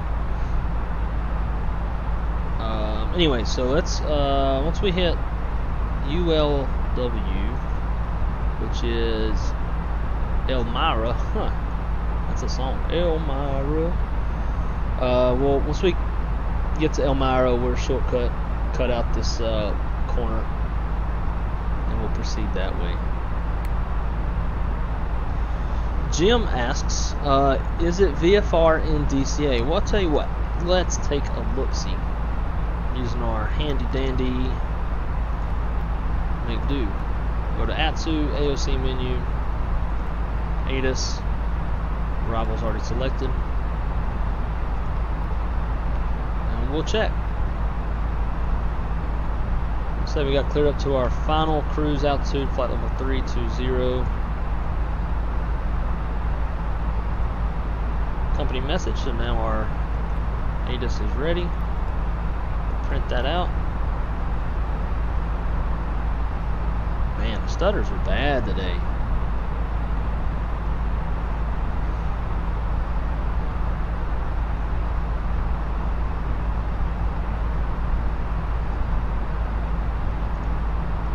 Alright. So, in DC, we got information golf at 1952Z. It is 2014, so this is current. Winds 140 at 7, 10 statute miles. Few at 4,800, broken 25,000. Temperatures 26, dew point 14, altimeter 30, 27. Arrivals expected river visual runway 19, which is what we want to see. Landing and departing runways 19 and 15. Da da da da da da da. A lot of this other stuff I probably don't care about. There is one part though that it usually says that's fun to read right here. Do not enter prohibited airspace north of the airport, which means don't fly into the TFR that's over the White House, or you probably get shot down. Wind shear microburst detection systems out of service. Alright, so we're getting close to Elmira. Elmira. Sure none of y'all know that, but it's an actual song. It's called Elmira. It's like an old country song, I think. Go ahead and let the passengers up. It's been pretty smooth, other than the stutters and the sim. Could you imagine if life stuttered the way that simulators stutter? What that would feel like on an airplane. Alright, so there is Elmira. We'll skip Phillipsburg. Come on, airplane. Direct to Shiloh.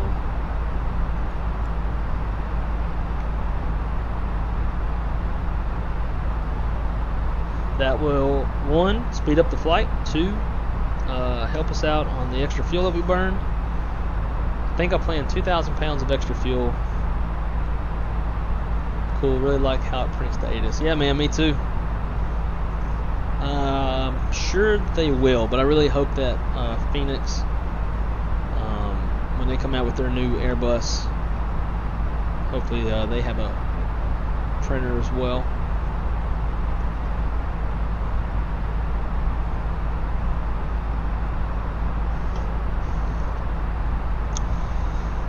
If I had to guess on my frame rates, it has been better than this. I don't know why it's like this today, but if I had to guess, probably like 25 to 30 maybe. I mean, the weird thing is, in the sim, 30 frames a second is like doable. That's like the minimum you want to go. Since I'm getting stutters, I'm guessing that like it's probably tanking a little bit below 30. But on average, I would probably say 30 to 35 is my guess.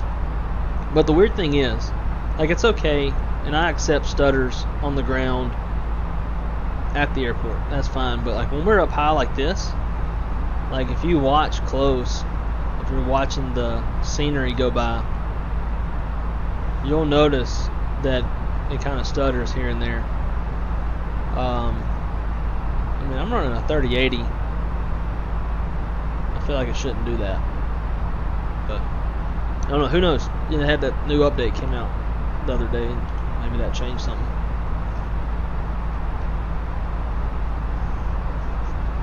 But for anybody else who ends up watching this stream, if they make it this far into the stream, I am running my custom built computer made by built by Jetline Systems. Hands down, the best dudes to build a computer in the world. I recently had some issues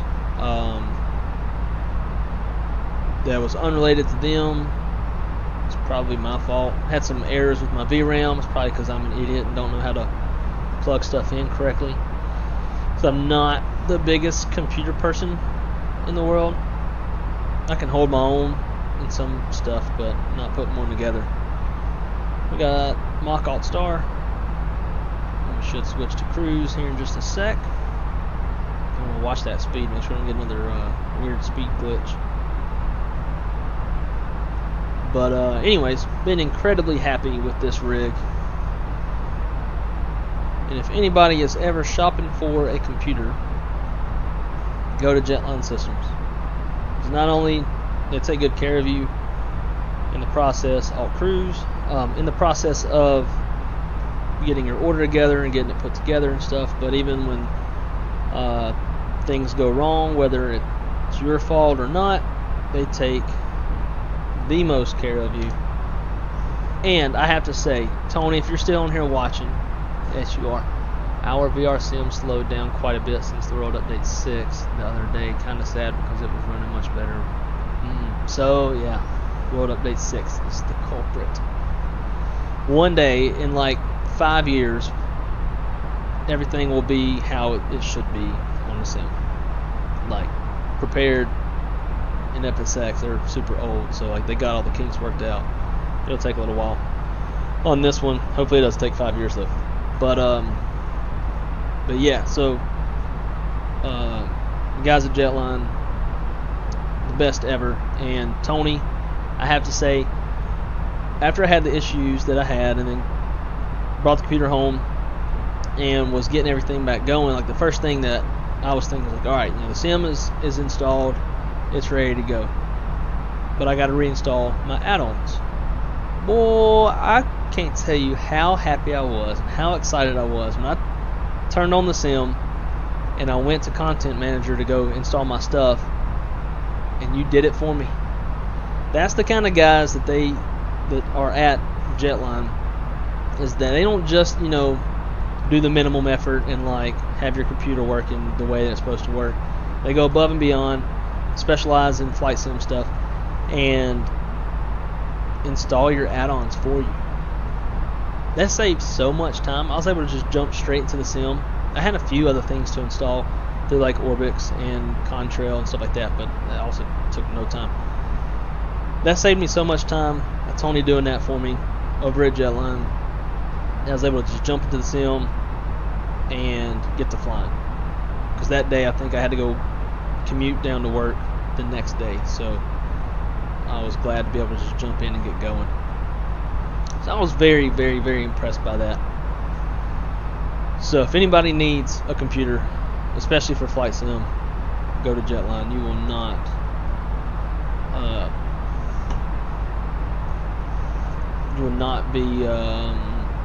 you will not have any regrets about doing that.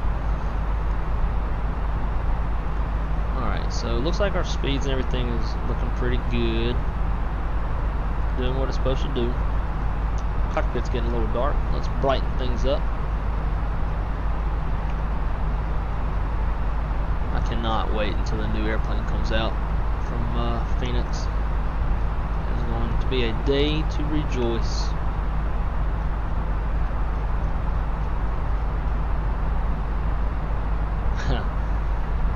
That's right. Going above and beyond is the minimum for Jetline Systems. Man, I talk y'all up all the time. You don't even know. Oh, and by the way, Tony, you know, you and I have talked about my buddy Rio and the possibility of him getting a computer. He was telling me the other day that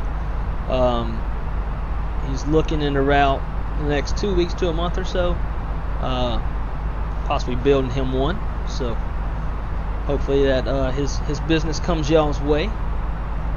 As him being one of my best friends, you know, I want the best for him, and for him to have the best, he has to come to y'all.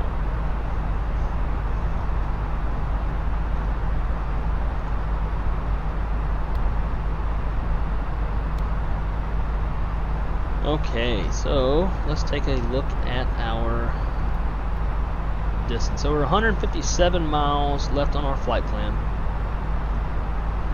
At flight level 320, we want to start coming down probably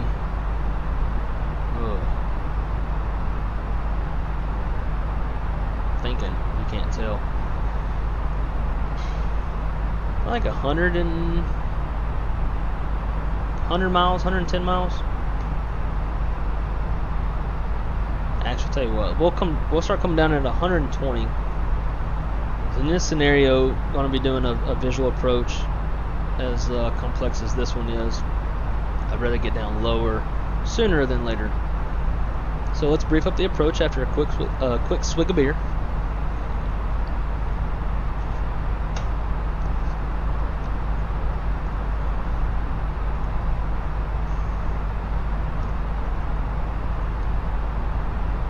Okay, so we are coming in on the skills to arrival.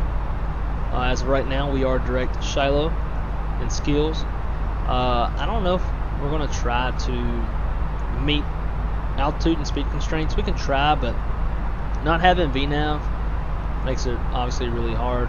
And usually I ended up, when I try to do that, I usually end up screwing it up, and I'm off worse than if I would have been if I had messed with it. So may not do speed and altitude constraints, but we're direct Shiloh and skills, Baltimore VOR, eyes, and then you know what? Because we should be coming around somewhere. So I guess eyes, nays, and then Fergie, and then we'll fly the river all the way to the airport. So that's what our arrival looks like. For the river visual, Fergie at 3,000. We're just going to fly on along. When we cross the chain bridge, 1,800 feet, we'll just keep on coming down. Let's see. Aircraft may visually follow the river to the airport or may proceed via the RNAV runway 19 approach to CTOC waypoint and then follow the river to the airport. We'll do it the hard way, and we'll do this one. So this is a visual approach, final approach course. We'll see the plane view, which is what we just did. No final approach fix. For our minimums, we need 3,500 feet and 3 miles. Touchdown zone elevation is 13 feet.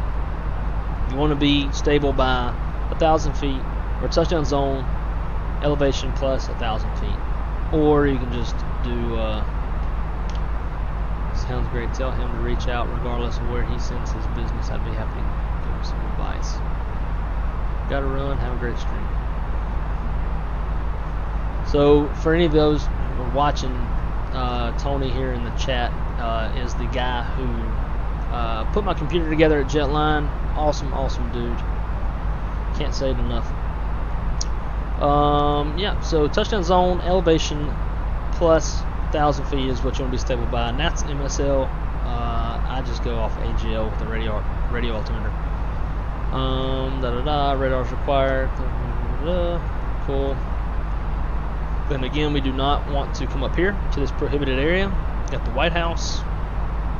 All this stuff that will get you killed. So we ain't gonna do that. Alright, so for runway 19, runway heading's 187 degrees. Got a blast pad. That's realized. It's grooved.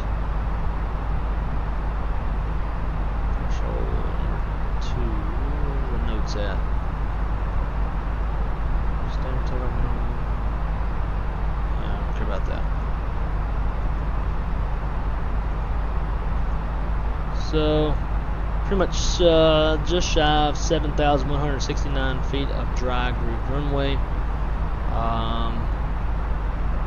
We plan to exit on Alpha, Juliet, cross runway 422, And then probably park over here. I think this is where the real fancy, pretty part of the terminal is at. So we'll come park in this area. Weather's not a factor. Terrain is not a factor. The only factor that we're really worried about is the TFR to the north.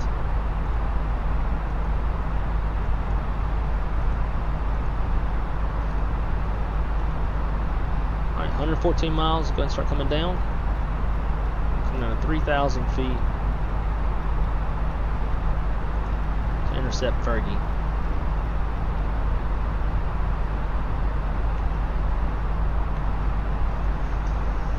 Looking good, I think.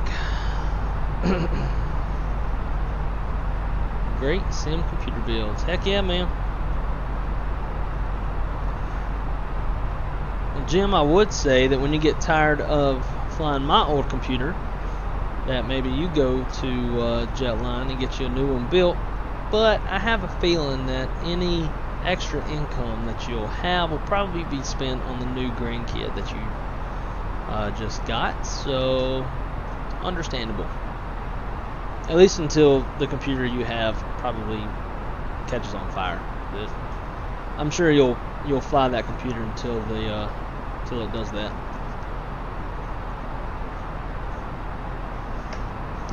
So since it's not an ILS, we will not be arming the ILS push buttons. Only the flight director's on. We'll plan auto brake low. It's kind of a short runway, but not super short, so not too worried about that. Let's go ahead and grab the latest ATIS, and then we'll program the McDo for arrival, and we'll do some checklists.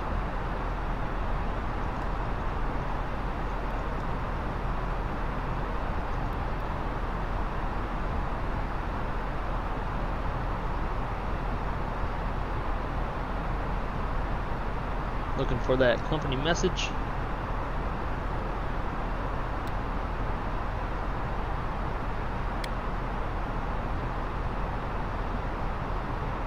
There it is.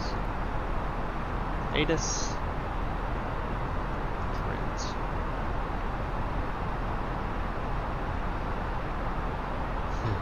It's grandson time. You know, if I could, I would skip having kids and just have a grandson later on in life. I think being a grandpa is probably way cooler than being a dad. It's like, one, you don't have to like when you're done with the kid, or like whenever the parents come back, you just give them back. Like, I don't know, grandpas are cool. I mean, dads are cool, but grandpas are where it's at. Alrighty, let's pull this off. Let's take a look, see. Alright, DCA, ATIS info, Golf 1952 Zulu. It's current. Winds 140 at 7, 10 statute miles. Weather hasn't really changed any. So we'll plug this stuff in. So, I don't know why, but I always start with the winds. Probably because it's the first thing on the METAR, but 140 at 7. Temperature is 26. Good God. I don't know what it did. Alright. Start over. 140 at 7. Click the button. What are you talking? Oh, God. I'm out of it today. I haven't flown a flight sim in like a week, so bear with me. Temperature 26. Also, this beer's starting to give me a little bit of a buzz.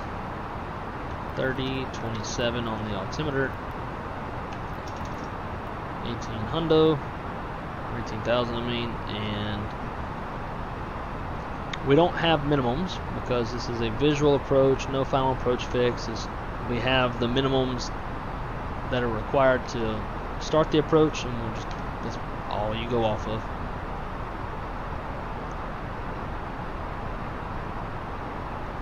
So let's put in Baltimore. Swap these out. DCA, Baltimore.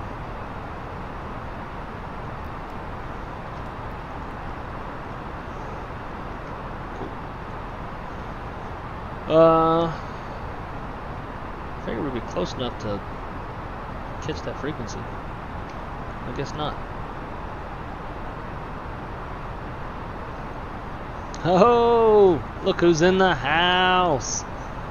Zulu Makatira. My boy. Late to the party. Late to the party. But for you, I'll take a sip of this here real tasty beer in celebration of your late arrival.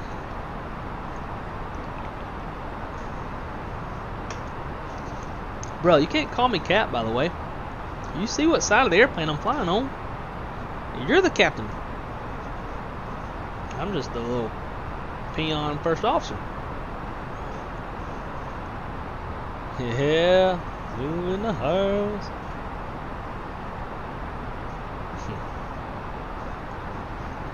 Man, you know me. I'm that first officer that just never upgrades because I like my seniority and my pay is good enough to live off of. So I just stay over here with the little responsibility that I have compared to the captain. In Rio, I don't know if you know this or not, but the Gem 007, that's Jim or Javier from work. Just so you know. Probably already knew that, but.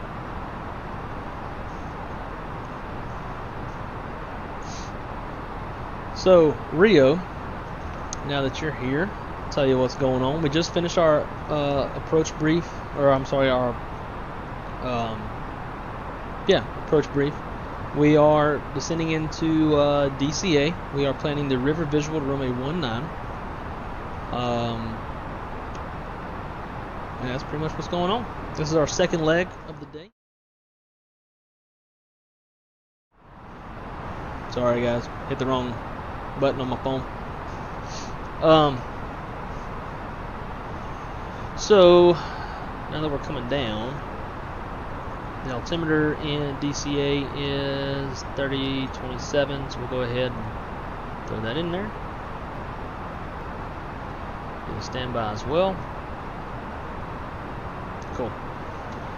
Alright, approach briefing is complete. Approach stable by 1,013 feet. ECM status is checked. Seatbelt signs on. Minimums, we have none for this visual approach. Engine anti-ice 1 and 2 are off. And the altimeter is 3027 set. Approach brief complete. Make sure you don't come down. Ooh. Make sure you don't come down too fast. 61 miles left to fly. We'll slow our descent a bit.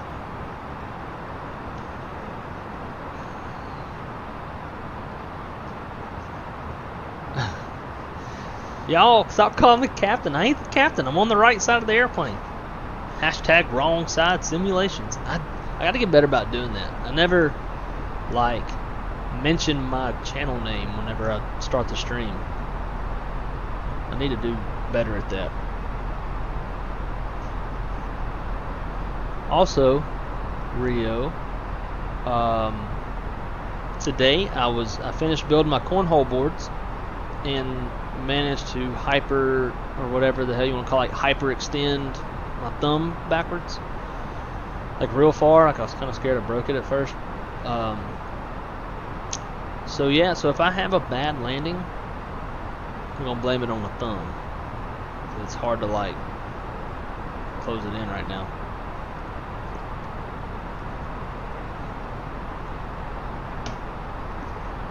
I go back to work tomorrow. So if y'all are at work, Rio, if you're at work tomorrow night, and Jim, if you're at work, what's today? I don't know what today is. Oh, today's Monday. So, Jim, if you're at work Tuesday morning or Wednesday morning, I'll see y'all then. I don't like how this does this. I'm not flying the experimental today. I'm in the development version. Twice I tried loading up the experimental version, and I got crashed desktops before. This is before I started the stream. So I went back to the development to avoid any more crashing desktops. No bad landing allowed in here. Yeah, dude, I don't even know what day it is either. I've only had 2.5 days off. Or 2.5 days at home. I'm not used to that, so my days are kind of off too.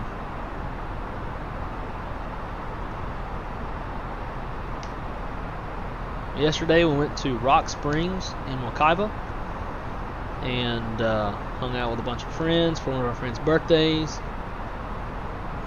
Played some volleyball, drank some drinks, floated down the spring. It was a good time.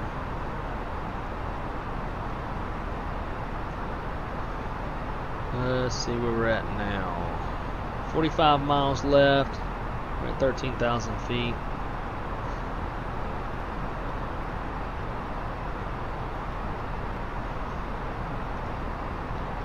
Get rid of my face while I dig. I got something in my eye.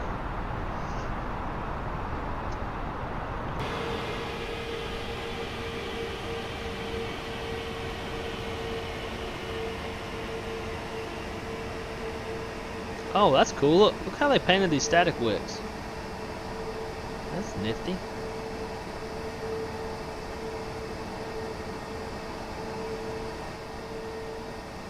If you're wondering who we're flying today, now you know. It's in your face.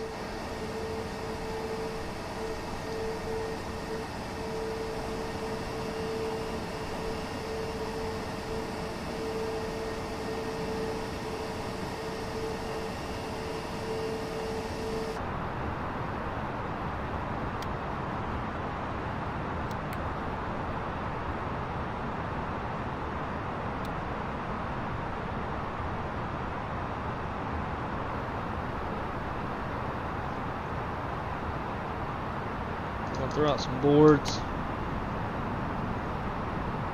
We're gonna level off, bleed off the speed.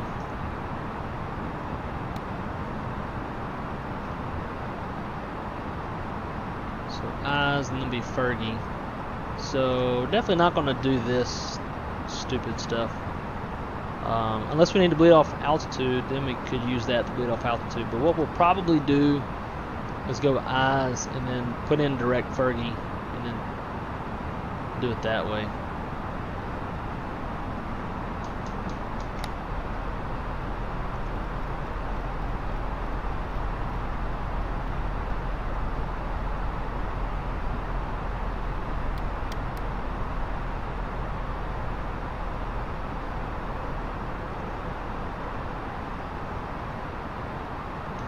Alright, 10,000 lights.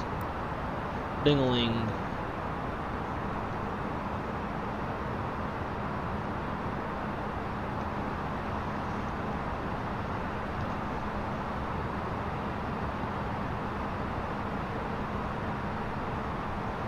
My girlfriend gets off in 15 minutes and she's going to call me. She's going to interrupt. Let me text her now and let her know, like, hey, doing something important. Don't call me.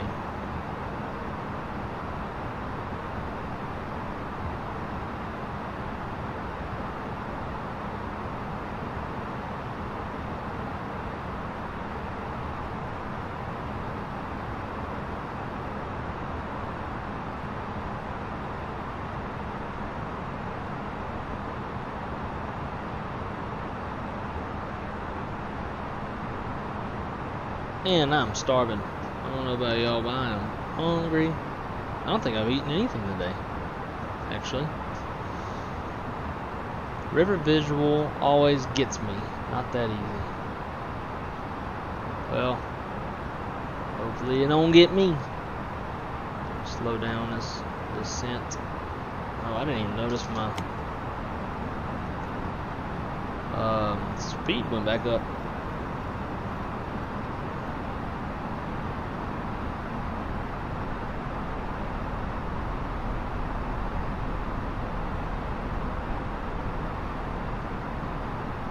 Okay, from here, let's just go direct to Fergie.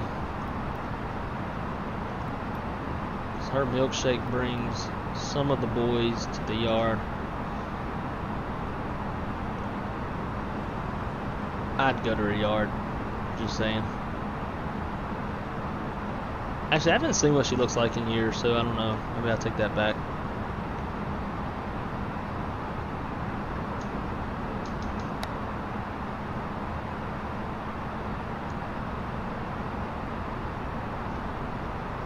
I know Rio would go to her yard for sure.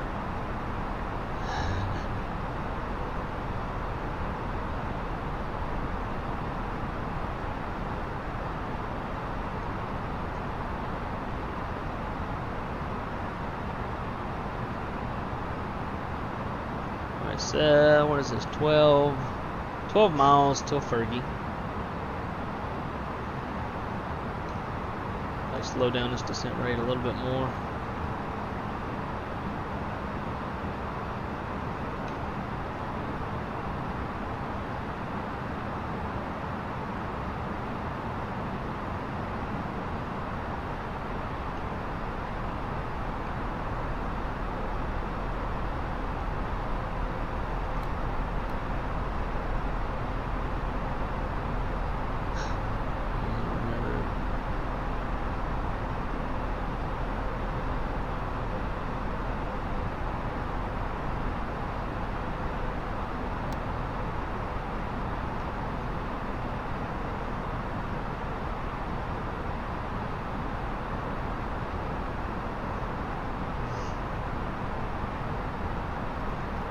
So I feel like on these types of approaches, it's always, you have to be very cognizant of being ahead of the airplane.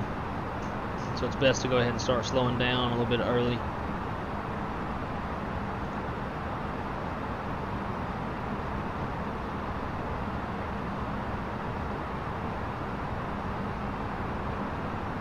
So if we go missed, what is the missed approach? No missed approach procedure. That's sweet. So, if we go missed, we'll climb to 2,000, swing it back around, fly towards Chain Bridge, and then try her again. But, like Jim said, no bad landings here, so I guess I have no choice but to make it happen.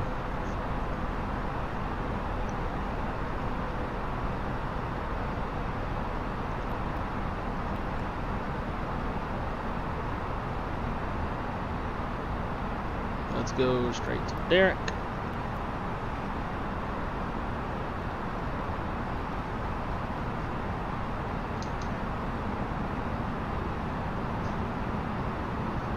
And we're about to hand fly this thing down.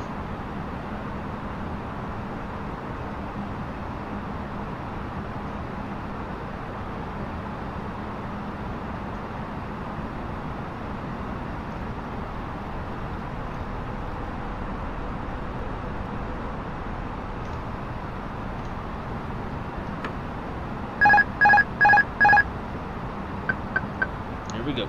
2,500. 2,500. Go flaps 1.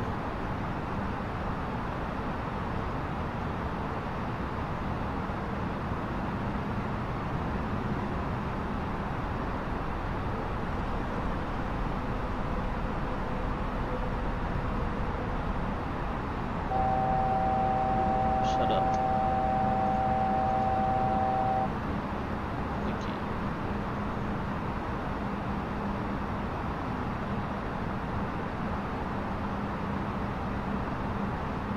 There's an airplane somewhere right next to us, doing the same thing as us. We'll slow her down some more.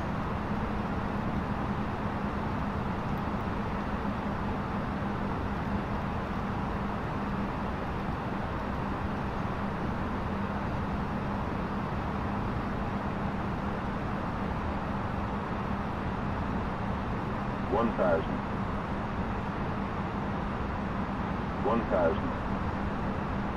thousand. Definitely got a little low, a little early.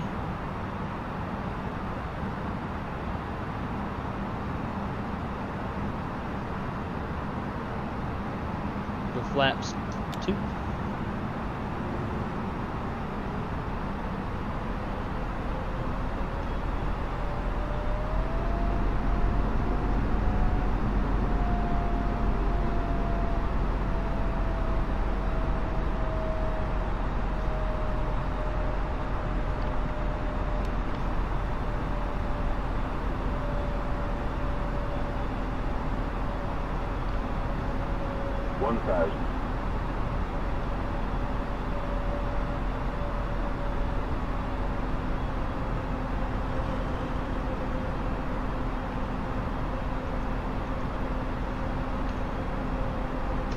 Gear down, good arm the spoilers. Button ain't working. Oh, that's fine.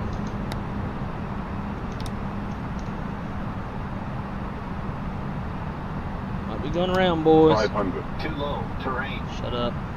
Oh, we're looking okay. Too low, terrain.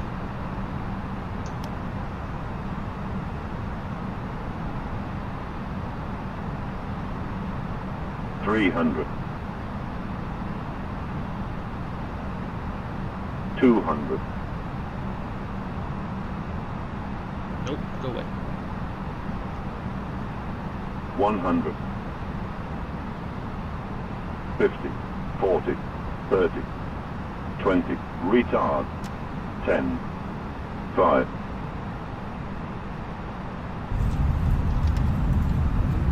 Correction.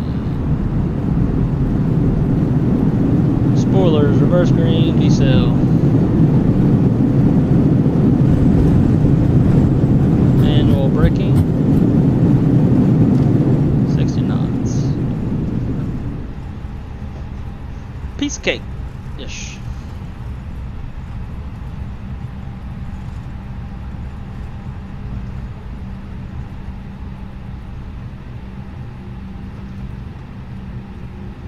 I definitely thought we were going around there for a second.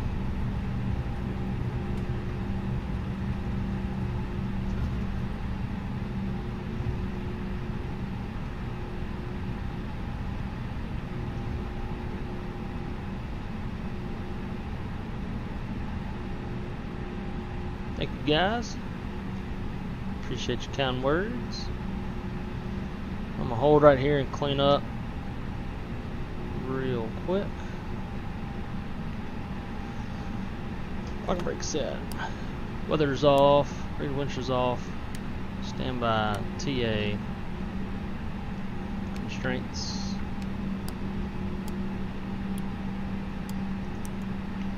Some hot brakes.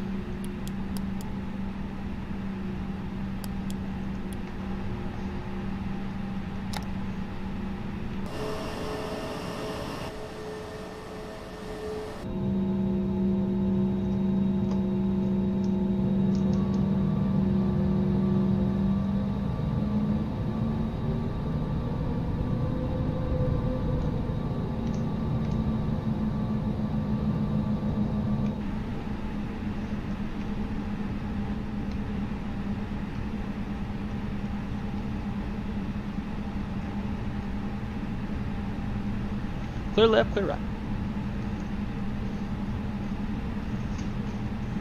After landing checklist, exterior lights are set, flash retracted, T-cast, standby, engine mode selectors normal, ground spoilers are disarmed, radar and predictive wind shear is off. Landing checklist complete. Welcome to DCA, my friends. We'll see you, Jim. Got to go. Guys, see you at work. Yeah, we'll see you, buddy. Jim, hope you have a good day. Glad that you stopped by. Let's go. Actually, one thing we forgot to do is to do the 3-minute cool off for the engines, or restabilize. I don't know if it's the cool off or restabilize. One of those. All I know is you got to run the timer for 3 minutes after you come out of reverse.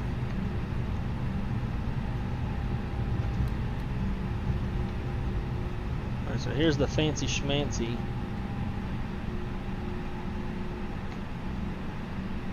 You ain't marshalling. And none of these folks marshalling. They're just floating.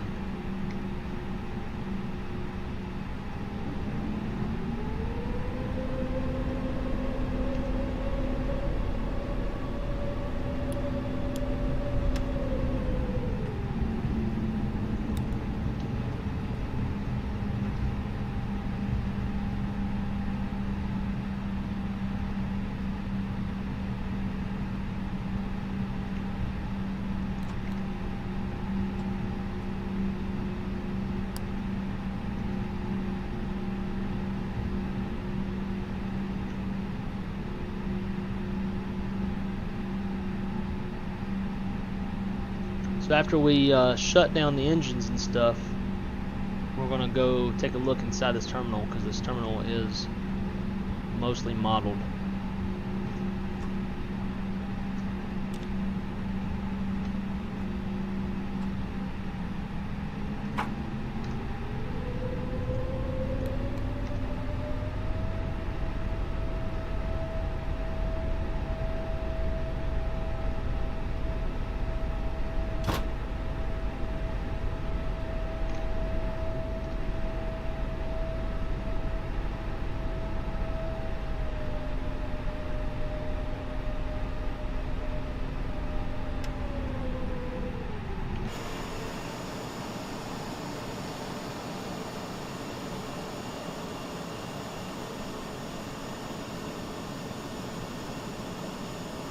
Here we go. Parking brake set. Fans have cooled, or the brakes have cooled off. All right. Let's see. Fuel engine 1. Beacon off. Continue. Beacon off. Seatbelt signs off. Pumps. Should turn that yellow electric pump off before shutting down the engine. Alright. Parking checklist slides are disarmed.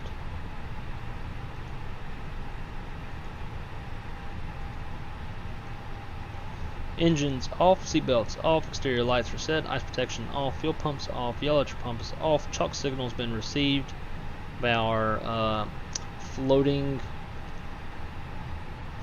marshal people, and parking brake is on. Parking brake, or parking checklist is complete. Everything cool. So let's take a look at this terminal real quick. We'll slow things down.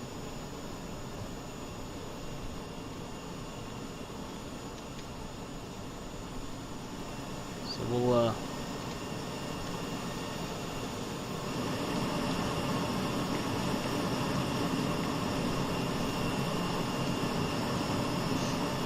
off the airplane, enter the jet bridge, which you will fall through. It'd be cool if these were like modeled. And we are into the terminal. I have been here once before. I think I just flew through here to connect, go somewhere, because I couldn't make the standby list on wherever else.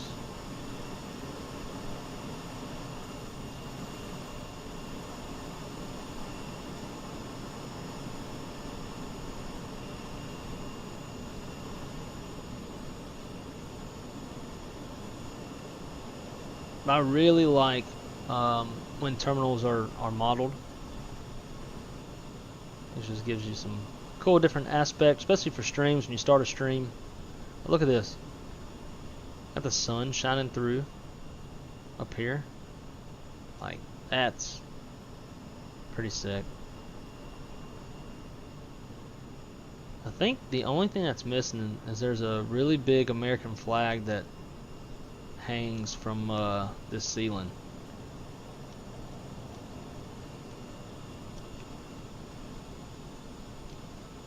Got some cars out here. They even left the doors open. Electricity bill's gonna be high.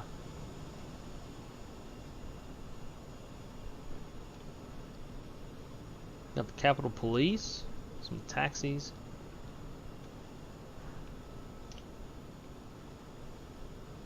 Damn, it looks like you can even like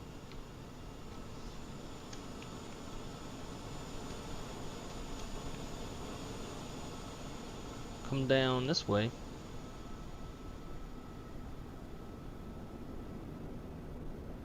No. It looks like it was gonna be modeled, but I guess not. I guess that's where that ends. Nonetheless, it's pretty neat. I really like these modeled interiors.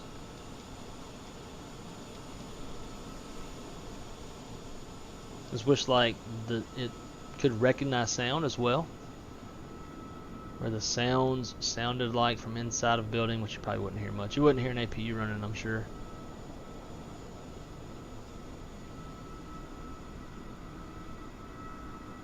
Anyways,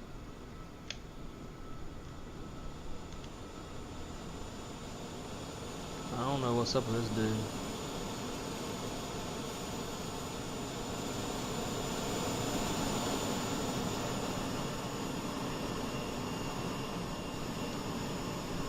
Yeah, look at that view. Like, that's just, it looks nice. Other than the guy floating in the background. The only other thing I would like to see, if you're going to go through this much trouble to do all of this, it would be neat to see some, I don't know, like furniture and chairs and stuff like that.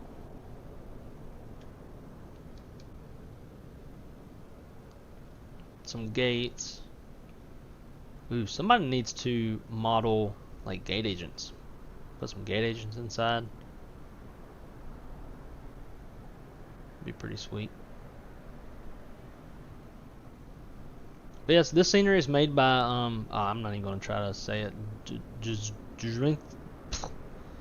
JETBLUE Design, some shit like that. It makes some pretty good sceneries. I do really like this one. It's always fun to. Oh. Okay. Interesting. But it's always fun to like go through the terminal and board your airplane and, you know, do all that geeky stuff. Let's see if there's anything in the tower. Nah. Like a computer. Oh my god. Please wash hands often with soap and water for at least 20 seconds.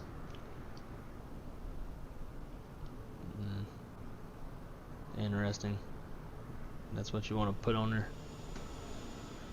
It's probably realistic. I mean, I'm sure that's what the government's telling government employees.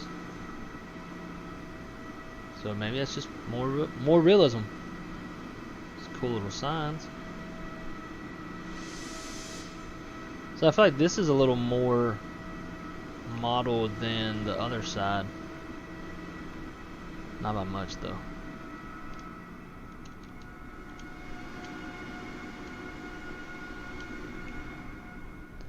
Alright, anyways, I guess that will do it for today's stream.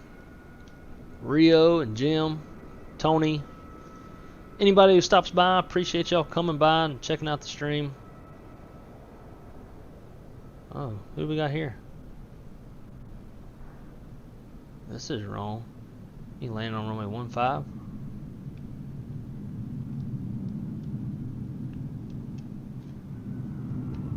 want to find the White House real quick. Wonder what's in the White House. That's the Capitol building.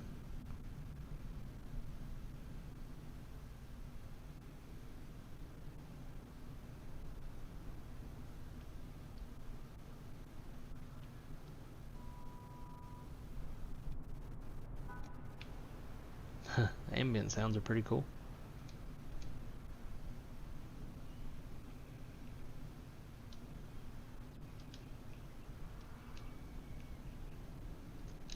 got to find the White House because I don't know exactly where it's at. Probably flown over it in my little drone camera.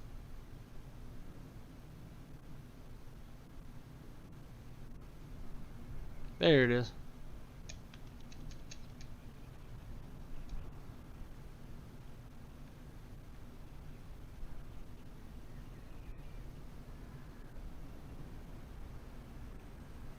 And ladies and gentlemen, we have made it into the White House. We're big time.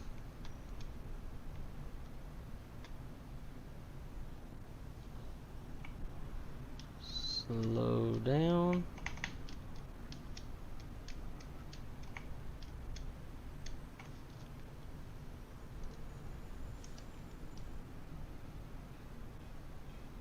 That's Biden and Jill.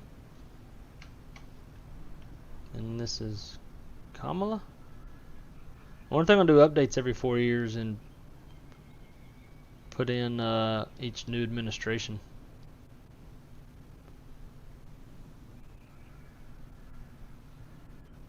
Interesting. Pretty impressed they like modeled the actual people. Now they can just do this with gate agents and stuff. That'd be pretty cool.